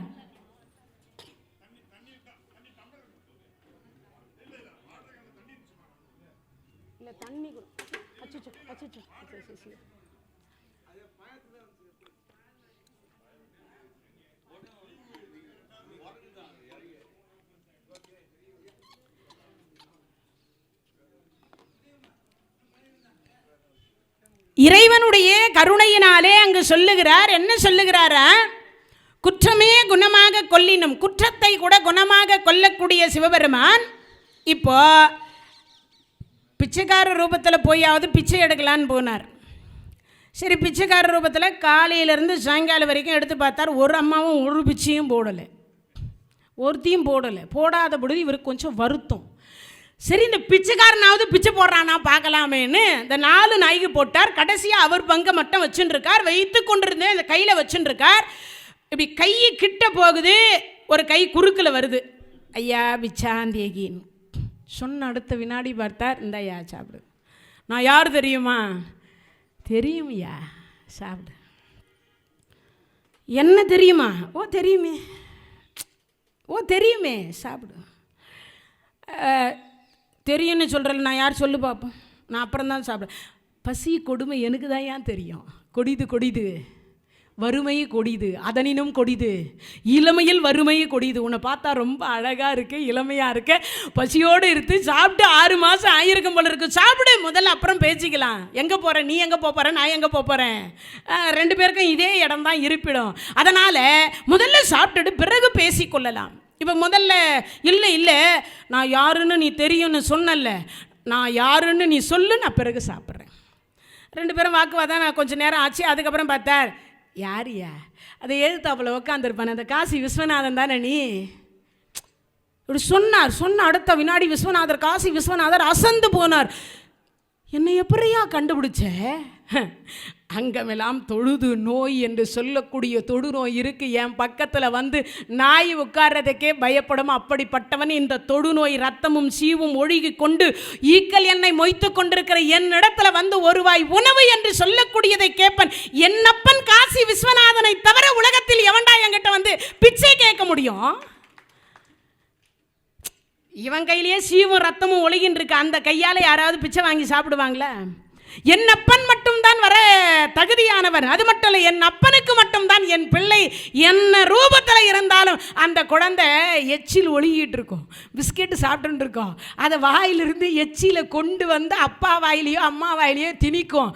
ஆனால் அதை பார்த்த அப்பாவும் அம்மாவும் தேவாமிர்தம்னு சாப்பிடுவாங்க. ஒரு பக்கம் ஊலமுக்கு ஒழுகின்னு இருக்கும், உண்டா இல்லையா?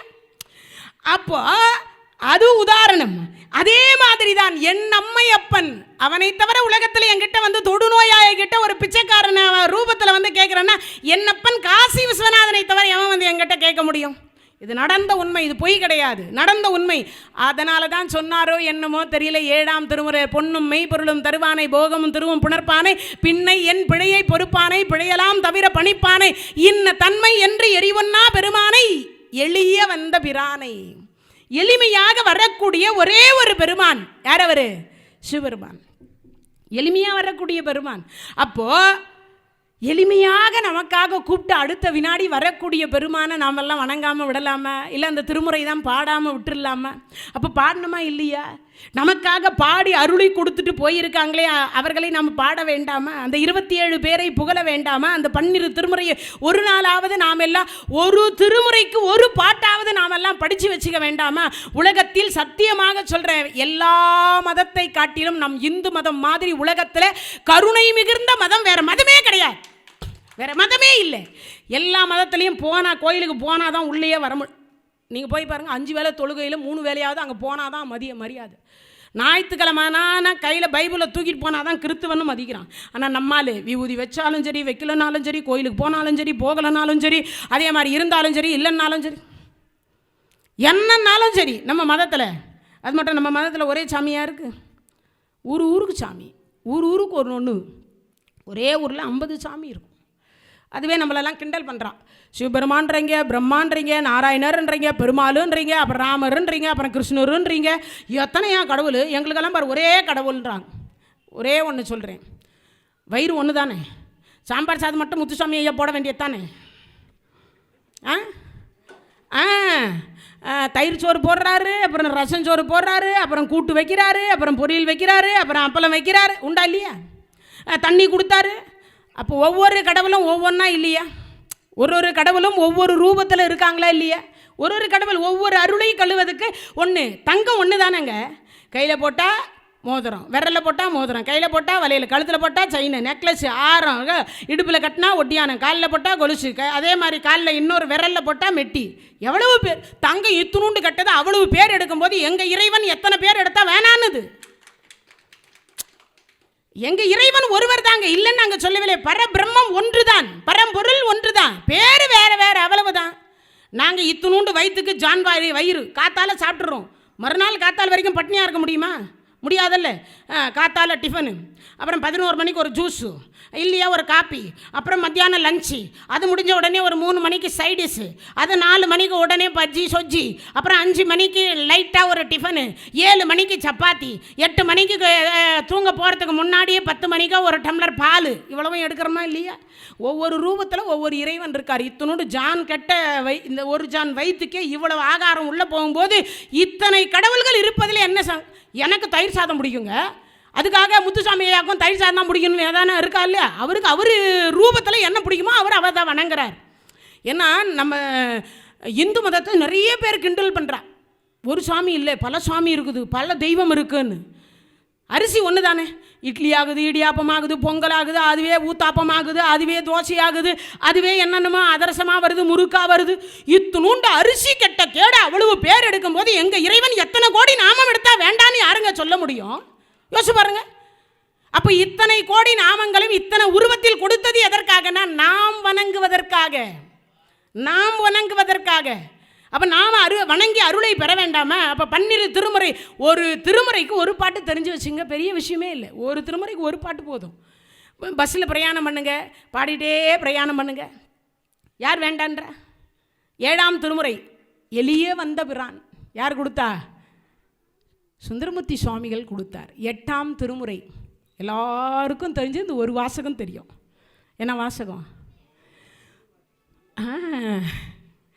எது? திருவாசகத்திற்கு உருகாதார் ஒரு வாசகத்திற்கும் உருகார்.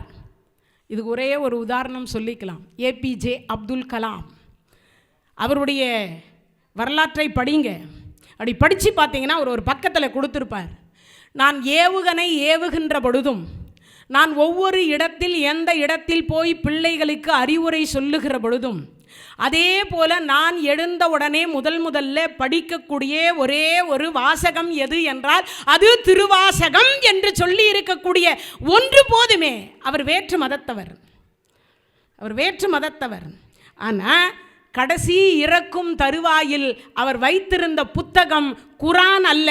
எதை வைத்திருந்தார்னா பாக்கெட்டில் திருவாசகத்தோடு தான் அவர் இறந்து போனார்னா இது ஒன்று போதுமே திருவாசகத்திற்குரிய பெருமை இல்லையா? அப்போ திருவாசகத்திற்கு உருகாதார் ஒரு வாசத்திற்கும் உருகார். இது மட்டும் நமக்கு எல்லாருக்கும் தெரிஞ்சிருக்கும். ஈசனடி போற்றி, எந்தையடி போற்றி, நேசனடி போற்றி, சிவன் சேவடி போற்றி, நேயத்தே நின்ற நிவலனடி போற்றி, மாய பிறப்பருக்கும் மன்னன் அடி போற்றி, சீரார் பெருந்துரை நம் தேவனடி போற்றி, ஆறாத இன்பம் அருளும் மலை போற்றி. உலகத்தில் எத்தனை இன்பம் இருக்கோ அவ்வளவையும் கொடுக்கக்கூடிய பெருமான்னு சொன்னவர். அவருடைய மார்க்கம் என்ன மார்க்கம்? தோழன் மார்க்கம் இவருது, சுந்தரருது. இவருது காதலன் காதலி. என்ன மார்க்கம்? காதலன் காதலி. அதனால தான் திருவாசகத்தை உருகி உருகி உருகி உலகத்தில் திருவாசகத்துக்கு ஒரு பதில் இருக்குது. என்ன தெரியுமா?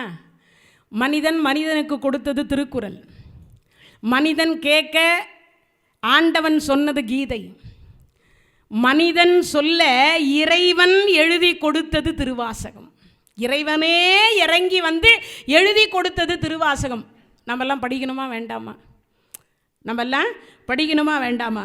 திருவாசகத்திற்கு சிம்பிளாக ஒரே ஒரு விளக்கத்தை மட்டும் கொடுக்கணும். ஏன்னா நிறைய பேர் என்ன நினைக்கிறாங்கன்னா, இந்த பிறவி என்று சொல்லக்கூடியதில் நிறைய பேர் நம்மலாம் யோசிக்கிறோம், நிறைய விஷயத்தை யோசிக்கிறோம்.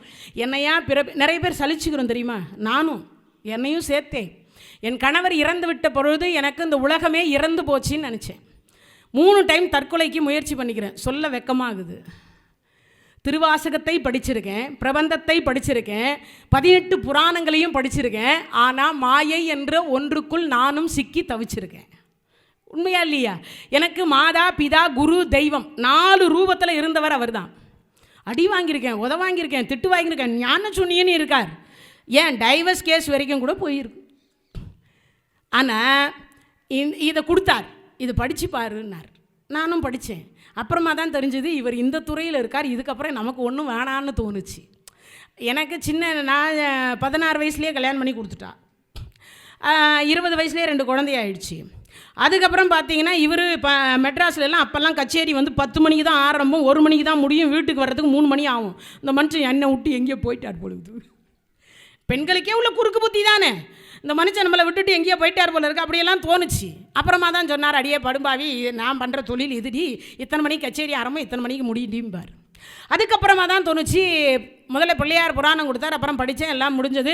அப்புறமா என்னை அண்ணா யூனிவர்சிட்டியில் சேர்த்து என்னை லிட்ரேச்சர் படிக்க வச்சார், அப்புறம் எம்ஏ படிக்க வச்சார், அப்புறம் எம்ஏ அஸ்ட்ராலஜி படிக்க வச்சார். அப்படியே கொஞ்சம் கொஞ்சமாக படிக்க வச்சார். எல்லாத்தையும் படித்து முடித்து அவரையும் படிக்க வச்சு 2 பேருமே டிகிரியை வாங்கி எல்லாத்தையும் பண்ணோம். அதுக்கப்புறம் இந்த துறைக்கு நானும் அவரும் ஒன்றாகவே சேர்ந்து சில காலங்கள் பயணித்தோம். ஒரு 15 ஆண்டு காலத்திற்கு மேலே அவரோட கூட நானும் சேர்ந்து பயணித்திருக்கிறேன். அப்படி பயணம் பண்ணும் பொழுது எல்லாருடைய கேள்வியும் என்னன்னா, மாயை என்கின்ற ஒன்றுக்குள் நமக்கு துன்பம் வருகிற பொழுது தற்கொலை பண்ணிக்கணுன்ற ஒரு எண்ணம் வரும் தெரியுமா? இந்த எண்ணம் வருது இல்லை, அந்த எண்ணத்திற்காக மாணிக்கவாசக பெருமான் எப்படிப்பட்ட ஒரு பிறவி நமக்கு இறைவன் கொடுத்தார். ஏன்னா அவை பிராட்டி முதலையே சொல்லிட்டா, என்னென்ன அரிது அரிது மானிடராய் பிறத்தல் அரிது, கூன் குருடு செவிடு பேடு நீங்கி பிறத்தல் அதை விட அரிது. நான் முன்பே சொன்னேன், நம்ம வேட்டியை நாமே கட்டிக்கிறோன்னா நாமெல்லாம் மிகப்பெரிய கோடி கோடி கோடி கோடீஸ்வரர்கள், கோடி தடவை நன்றி சொன்னாலும் இதுக்கு இறைவனுக்கு ஈடாகாதுன்னு சொல்லிட்டேன். அது மாதிரி அதில் பிரித்து சொல்கிறார், போற்றி திரு அகவல்னு ஒரு அகவல் இருக்குது. ரொம்ப அற்புதம். நீங்கள் எல்லாருமே இந்த போற்றி திரு அகவல், திருவாசகத்தில் வேறு எது படிக்கிறீங்களோ படிக்கலையோ, இந்த போற்றி திரு அகவலில் ஒரு 10 வரியை மட்டும் நான் சொல்கிறேன், அதை மட்டும் நீங்கள் எல்லாம் படிங்க. அவர் சொல்கிறார், யானை முதலாக எறும்பு ஈராயிர ஊனமில் யோனியில் உள் வினை பிழைத்தும், மானுட பிறப்புனுள் மாதா உதரத்து ஈனமில் கிருமி செருவினில் பிழைத்தும், ஒரு மதி தான்றில் இருமையில் பிழைத்தும், இருமதி விளைவில் ஒரு மதியில் ஒருமையில் பிழைத்தும், மும்மதி தன்னுள் அம்மதம் பிழைத்தும், ஈரிரு திங்களில் பேரிருள் பிழைத்தும், 5 திங்களில் முஞ்சுதல் பிழைத்தும், 6 திங்களில் ஊர் அலல் பிழைத்தும், 7 திங்களில் தாழ் புவி பிழைத்தும், 8 திங்களில் கட்டமும் பிழைத்தும், 9 வரு தரு துன்பமும் பிழைத்தும், தக்க தசமதி தாயோடு தான் படும் துக்க சாகரத்து துயரிடை பிழைத்தும் அப்படிம்பார். இந்த 10 வரிக்கு மட்டும் நான் இப்போ பொருள் சொல்லலான்னுக்கிறேன். ஒரு மதி ஈராயிரம் அப்படின்னு சொல்கிறார். அதில் பாருங்க, அவர் சொல்லும் பொழுது சொல்கிறார், யானை முதலாக எறும்பு ஈராயிர ஊனமில் யோனியில் உள்வினை பிழைத்தும்ன்றார். நீங்கள்லாம் நினச்சின்னு இருக்கலாம், ஏதோ எடுத்த உடனே அம்மாவினுடைய வயிற்றுக்குள்ளே போய் அப்படியே 10 மாதம் ஸ்ட்ரைட்டாக கர்ப்பம் தரித்து அப்படியே ஓடி வந்துடலைங்க. அது எப்படின்னா, இந்த அம்மாவினுடைய யோனி என்று சொல்லக்கூடியதில் அப்பாவினுடைய விந்து என்று சொல்லக்கூடியதை உள்ளே போனால் வெளியிலேருந்து எவனோ வரான், அடிச்சு வெளியில் விரட்டுவாங்க. சரி, அதையும் தாண்டி ஒன்று உள்ளே போகுது, ஒரே ஒரு கிருமி உள்ளே போகுது. அந்த விந்து என்று சொல்லக்கூடியது உள்ளே போன அடுத்த வினாடி அது 2ஆக பிளந்து விட்டால் கரு தங்காது. அப்படி தங்காத பொழுது அவ சொல்றார், ஒரு மதி தாண்டில் இருமையில் பிழைத்தும்ன்றார். அப்போனா என்ன அர்த்தம்? 1 மாசத்துல 2ஆ பிளந்துருச்சுன்னா அது எவ்வளவு பெருசு இருக்கும் தெரியுமா? கடுகளவு தெரியுமா? எதுனா தாண்டிக்காயின்னு ஒரு காய், நெட்டில் போட்டு ரிசர்ச் பண்ணுங்க எல்லாரும். தாண்டிக்காயின்னு ஒரு திரிபுலா சூரணம்னு ஒரு சூரணம் இருக்குது தெரியுமா? அந்த சூரணம் தயாரிக்கிறது இந்த தாண்டிக்காயிலிருந்து தான் தயார் பண்ணுறதாக சொல்லப்படுகிறது. அப்போது அந்த தாண்டிக்காய் என்று சொல்லக்கூடிய அளவுக்கு அந்த கடுகளவு இருக்குமா? கடுகே சின்னது, அதில் கடுகளவு தான் இருக்குமா. அந்த கரு 1 மாதத்தில் உருவாகிறது. அது 2ஆக பிறந்துச்சுன்னா கரு போச்சு. அதில் பிழைச்சிட்டேன் சாமி. அதுக்கப்புறம் 2வது மாதம் அப்போ இங்கே சொல்கிறார், இருமதி விளைவில் ஒருமையில் பிழைத்தும்ன்றார். 2 மாதம் ஆகுது. 2 மாதம் ஆன உடனே இது எல்லாம் பார்த்தீங்கன்னா இருமதி விளைவில் ஒருமையில் பிழைத்தோம். இது எல்லாம் ஒன்று கூடி அப்படியே ஒன்று சேர்ந்து கருவாக உற்பத்தி ஆகணும். இப்பெல்லாம் சொல்லிடுறாங்க டாக்டர், கம்ப்ளீட் பெட் ரெஸ்ட். என்ன ரெஸ்ட்டு? ஆமாம், படியேறக்கூடாது, வெயிட்டு தூக்கக்கூடாது, 2 வீலரில் போகக்கூடாது, 4 வீலரில் போகக்கூடாது. அம்மா கம்ப்ளீட் பெட் ரெஸ்ட்டுன்றாங்க. ஒரு பிரசவம் கூட நார்மல் கிடையாது, எல்லாம். ஆமாம், அதில் வேறு எங்கள் பெண்களுக்கே பெருமை என்ன தெரியுமா? எங்கள் அம்மா வீட்டில் 5 லட்சம் செலவு பண்ணாங்க. ஆமாம், எங்கள் அம்மா வீட்டில் வேலூர் சிஎம்சியில் தான் பிரசவம் ஆச்சு. பெரிய ஹாஸ்பிட்டலில் இருக்கிறதுலே பெரிய ஹாஸ்பிட்டல் எதுவும் அதை தான் சொல்லுவாங்க. 5 லட்சம் செலவாச்சு. 500 ரூபாவில் டெலிவரி ஆக வேண்டியது 5 லட்சம். பெருமையாக சொல்லின்னு இருக்கோம் நாங்கள் எல்லாருமே அப்படி தான். ஆமாம், நாங்கள் எப்போவுமே பணத்தை தான் பெருமையாக நினைக்கிறோம். நார்மல் டெலிவரியை பெருமையாக நினைக்கிறதே இல்லை. நார்மலா அதில் வேறு ஒரு இழுவே. அந்த காலத்தில் நார்மல் ஆயிடுச்சா, நல்ல வேலை, தாயும் சேயும் நலமா அப்படி சொன்னாங்க. இப்போல்லாம் அதெல்லாம் இல்லை. கம்ப்ளீட் ரெஸ்ட் எடுக்கு. மும்மதி தன்னுள் அம்மதம் பிழைத்தும். 3 மாதம் உள்ளே வந்து மாட்டிக்கிட்டோம். தன்னுள் அம்மதம் பிழைத்தும். இப்போ தான் அப்படியே உற்பத்தி ஆகுது கரு. அதுக்கு அடுத்து சொல்கிறார், 2 திங்களில் பேரிருள் பிழைத்தோம். ஐயோ போச்சே, ஒரு 100 வாட்ஸ் பல்பாவது உள்ளே போட்டிருக்கலாம். இருட்டில் வந்து மாட்டிட்டு முழிக்கிறேன். எந்த பக்கம் கிழக்கு, எந்த பக்கம் மேற்கு, எந்த பக்கம் என்னன்னு தெரிய மாட்டேங்குது. இருள் முடிஞ்சிச்சா அப்படின்னு சொல்கிறோம். அதனால் சொல்கிறார், பேரிரு திங்களில் 2 திங்களில் பேரிருள் பிழைத்தும், 5 திங்களில் முஞ்சுதல் பிழைத்தும், 6 திங்களில் ஊரலல் பிழைத்தும். அரிக்குது, ஏதாவது வச்சு சொரிய முடியுமா? முடியாது. 7 திங்களில் அவர் சொல்கிறார், 7 திங்கள் அப்படின்றதுல என்ன சொல்கிறார்? தாழ் புவி பிழைத்தும். கீழே எப்போ விழுந்துருமோன்னு பயமாக இருக்கான். கீழே எப்போ விழுந்துருமான்னு பயமாக இருக்குது. அதை விட இன்னொரு கொடுமை என்ன தெரியுமா? அதுக்கு கீழே தான் மலம். அம்மாவினுடைய மலம் பைய எங்கடா இருக்குதுன்னா அது கீழே தான் இருக்குது. விழுந்தா அந்த மலைப்பையில் தான் விடணும். அது நாத்தம் எப்படி இருக்கும்? ஆமாம், அப்படி இருக்குமா? அதுக்கடுத்து சொல்ல 8 திங்களில் கட்டமும் பிழைத்தும். ஒரே கஷ்டம். 9 திங்களில் வரு தரு துன்பமும் பிழைத்தும். அதாவது தக்க தசமதி தாயோடு தான் படும் துக்க சாகரத்து துயரடை. துக்க சாகரம்னர். உலகத்திலேயே துக்க சாகரம் எது? கரு. இவ்வளவுலையும் பிழைச்சி வெளியில் வந்தாதாங்க மனித பிறவி. அப்படி ஒரு மனித பிறவியை இறைவன் கொடுத்துருக்கிறாருன்னா அந்த இறைவனுக்கு நாம் எல்லாம் நன்றி சொல்ல வேண்டாமா? நம்மெல்லாம் நன்றி சொல்லணுமா வேண்டாமா? அப்போது இந்த 12 திருமுறைகளை படிக்கணுமா வேண்டாமா? 8ஆம் திருமுறை 9ஆம் திருமுறை 9 பேர்கள் பாடியது. பாலுக்கு பாலகன் வேண்டி அழுதிட பார்க்கடல் ஈன்ற பிரான், மாலுக்கு சக்கரம் அன்றொருள் செய்த மண்ணிய தில்லை தன்னுள். அப்பேற்பட்ட பாலுக்கு ஒரு பாலகன் அழுதிட, ஒரு ஜென்மத்துக்கு இந்த ஜென்மத்துக்கு பால் கொடுத்தா போதாதுன்னு ஜென்மாந்திரத்துக்கும் கொடுத்த ஒன்று 10ஆம் திருமுறை என்று சொல்லக்கூடியது. திருமந்திரம் என்று சொல்லக்கூடிய திருமூலர் கொடுத்தது. யாவர்க்கும் எது? யாவர்க்குமாம் இறைவனுக்கு ஒரு பச்சிலை, யாவர்க்குமாம் பசிவிற்கு ஒரு வாய்வுரை, யாவர்க்குமாம் உண்ணும் போது ஒரு கைப்பிடி, யாவர்க்குமாம் பேசுகிற பொழுது இன்னுரை தானே. பேசுகிற வார்த்தையாவது நல்ல வார்த்தையாக பேசணும்னு சொன்னவர். சிவனோடு ஒக்கும் தெய்வம் தேடினும் இல்லை, அவனோடு ஒப்பர் இங்கு யாவரும் இல்லை, புவனம் கடந்து பொன்னொழி மின்னும் தவனச்சடைமுடி தாமரையானே. சிவனோடு ஒக்கும் தெய்வம் தேடினும் இல்லை. உலகத்தில் எந்த தெய்வமும் இது சிவபெருமானுக்கு ஈடு இணை இல்லை என்று சொன்னவர் திருமூலர். ஏன்னு கேட்டால் அவர் மட்டும்தான் சைவ சித்தாந்தம் என்று சொல்லக்கூடியதை உலகத்திற்கே அறிமுகம் செய்து வைத்த மகா ஞானி என்று சொல்லலாம். ஏன்னா அவர்னால தான் சைவ சித்தாந்தம் என்று சொல்லக்கூடியது வளர்ந்தது. 10ஆம் திருமுறை 11ஆம் திருமுறை என்று சொல்லக்கூடியதில் 12 பேர் பாடியதனால 11ஆம் திருமுறை. அதில் தான் காரைக்கால் அம்மையாரும் பட்டினத்தடிகளாரும் வருவார். வாவியெல்லாம் தீர்த்தம், மணலெல்லாம் வெந்நீர், காவனங்கள் எல்லாம் கனநாதா, மூ உலகில் ஈது சிவலோகம் என்றென்றும் மெய்த்தவத்தோர் ஓதும் திருவொற்றியூர். யார் பாடினா? பட்டினத்தார் பாடினார். மாதா உடல் சலித்தால் வல்வினையேன் கால் சலித்தேன், வேதாவும் கை சலித்து விட்டானே நாதா, இருப்பையூர் வாழ் சிவனே இன்னும் ஓர் அன்னை கருப்பையூர் வாராமல் கா. பாடினது பட்டினத்தடிகள்.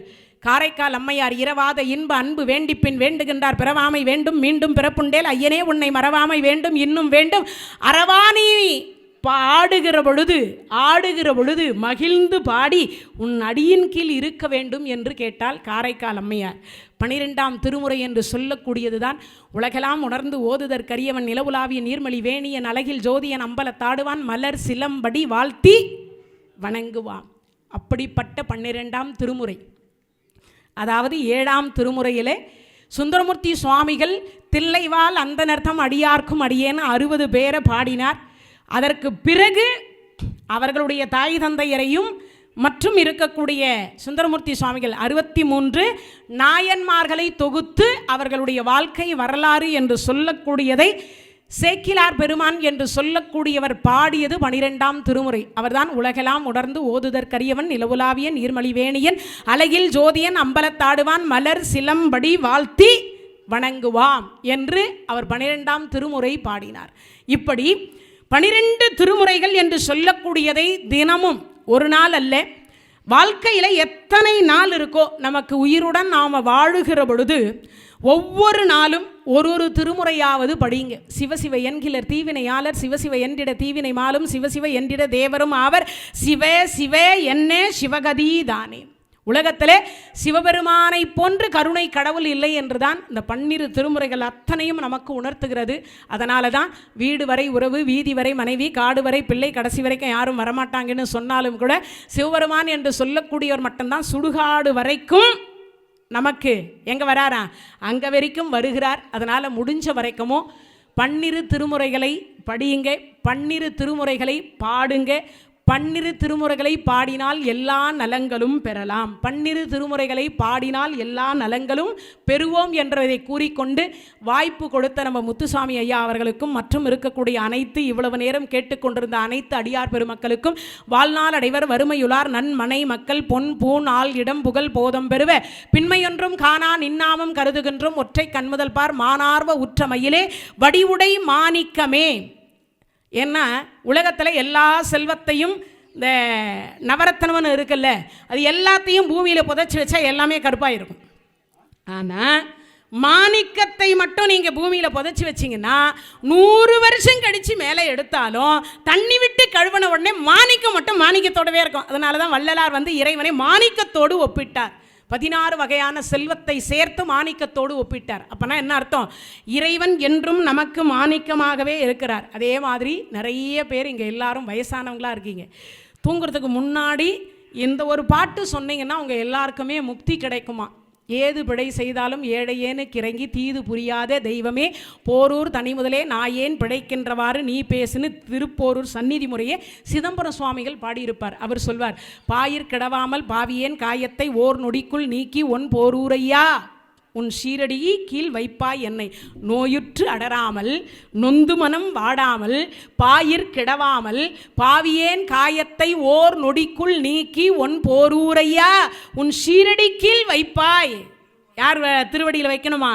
முருகப்பெருமானுடைய திருவடியிலும் சிவபெருமானுடைய திருவடியிலையும் நம்மை சேர்த்து கொள்ளணும்னு கேட்பார். அதனால நோயற்ற வாழ்வே குறைவற்ற செல்வம் என்பதை கூறிக்கொண்டு இவ்வளவு நேரம் இந்த நிகழ்ச்சியை கேட்டுக்கொண்டிருந்த அனைத்து அடியார் பெருமக்களுக்கும் எல்லாம் வல்ல இறைவன் சேக்கிலார் பெருமானும் 63 நாயன்மார்களும் எல்லா அடியார் பெருமக்களுக்கும் நோயுற்று அடராமல் நொந்து மனம் வாடாமல் பாயிர் கிடவாமல் பாவியேன் காயத்தை ஓர் நொடிக்குள் நீக்கி ஒன் போரூரையா இறைவன் சிறுவடியில இறைவனுடைய சிறு திருவடி அப்படின்னு சொல்லக்கூடிய அந்த இறைவனுடைய திருவடியில் இந்த அடியார் பெருமக்களை அனைவரையும் கொண்டு போய் சேர்க்க வேண்டும் என்று நானும் பிரார்த்தித்துக் கொண்டு மீண்டும் நல்லதொரு சந்தர்ப்பத்தில் வேறொரு தலைப்போடு உங்கள் அனைவரையும் சந்திப்பேன் என்று கூறி விடைபெறுகின்றேன். நன்றி, வணக்கம். இந்த தகவல் உங்களுக்கு பிடிச்சிருந்தா லைக் பண்ணுங்க, உங்க ஃப்ரெண்ட்ஸுக்கு ஷேர் பண்ணுங்க, மறக்காம எங்க சேனலுக்கு சப்ஸ்கிரைப் பண்ணுங்க.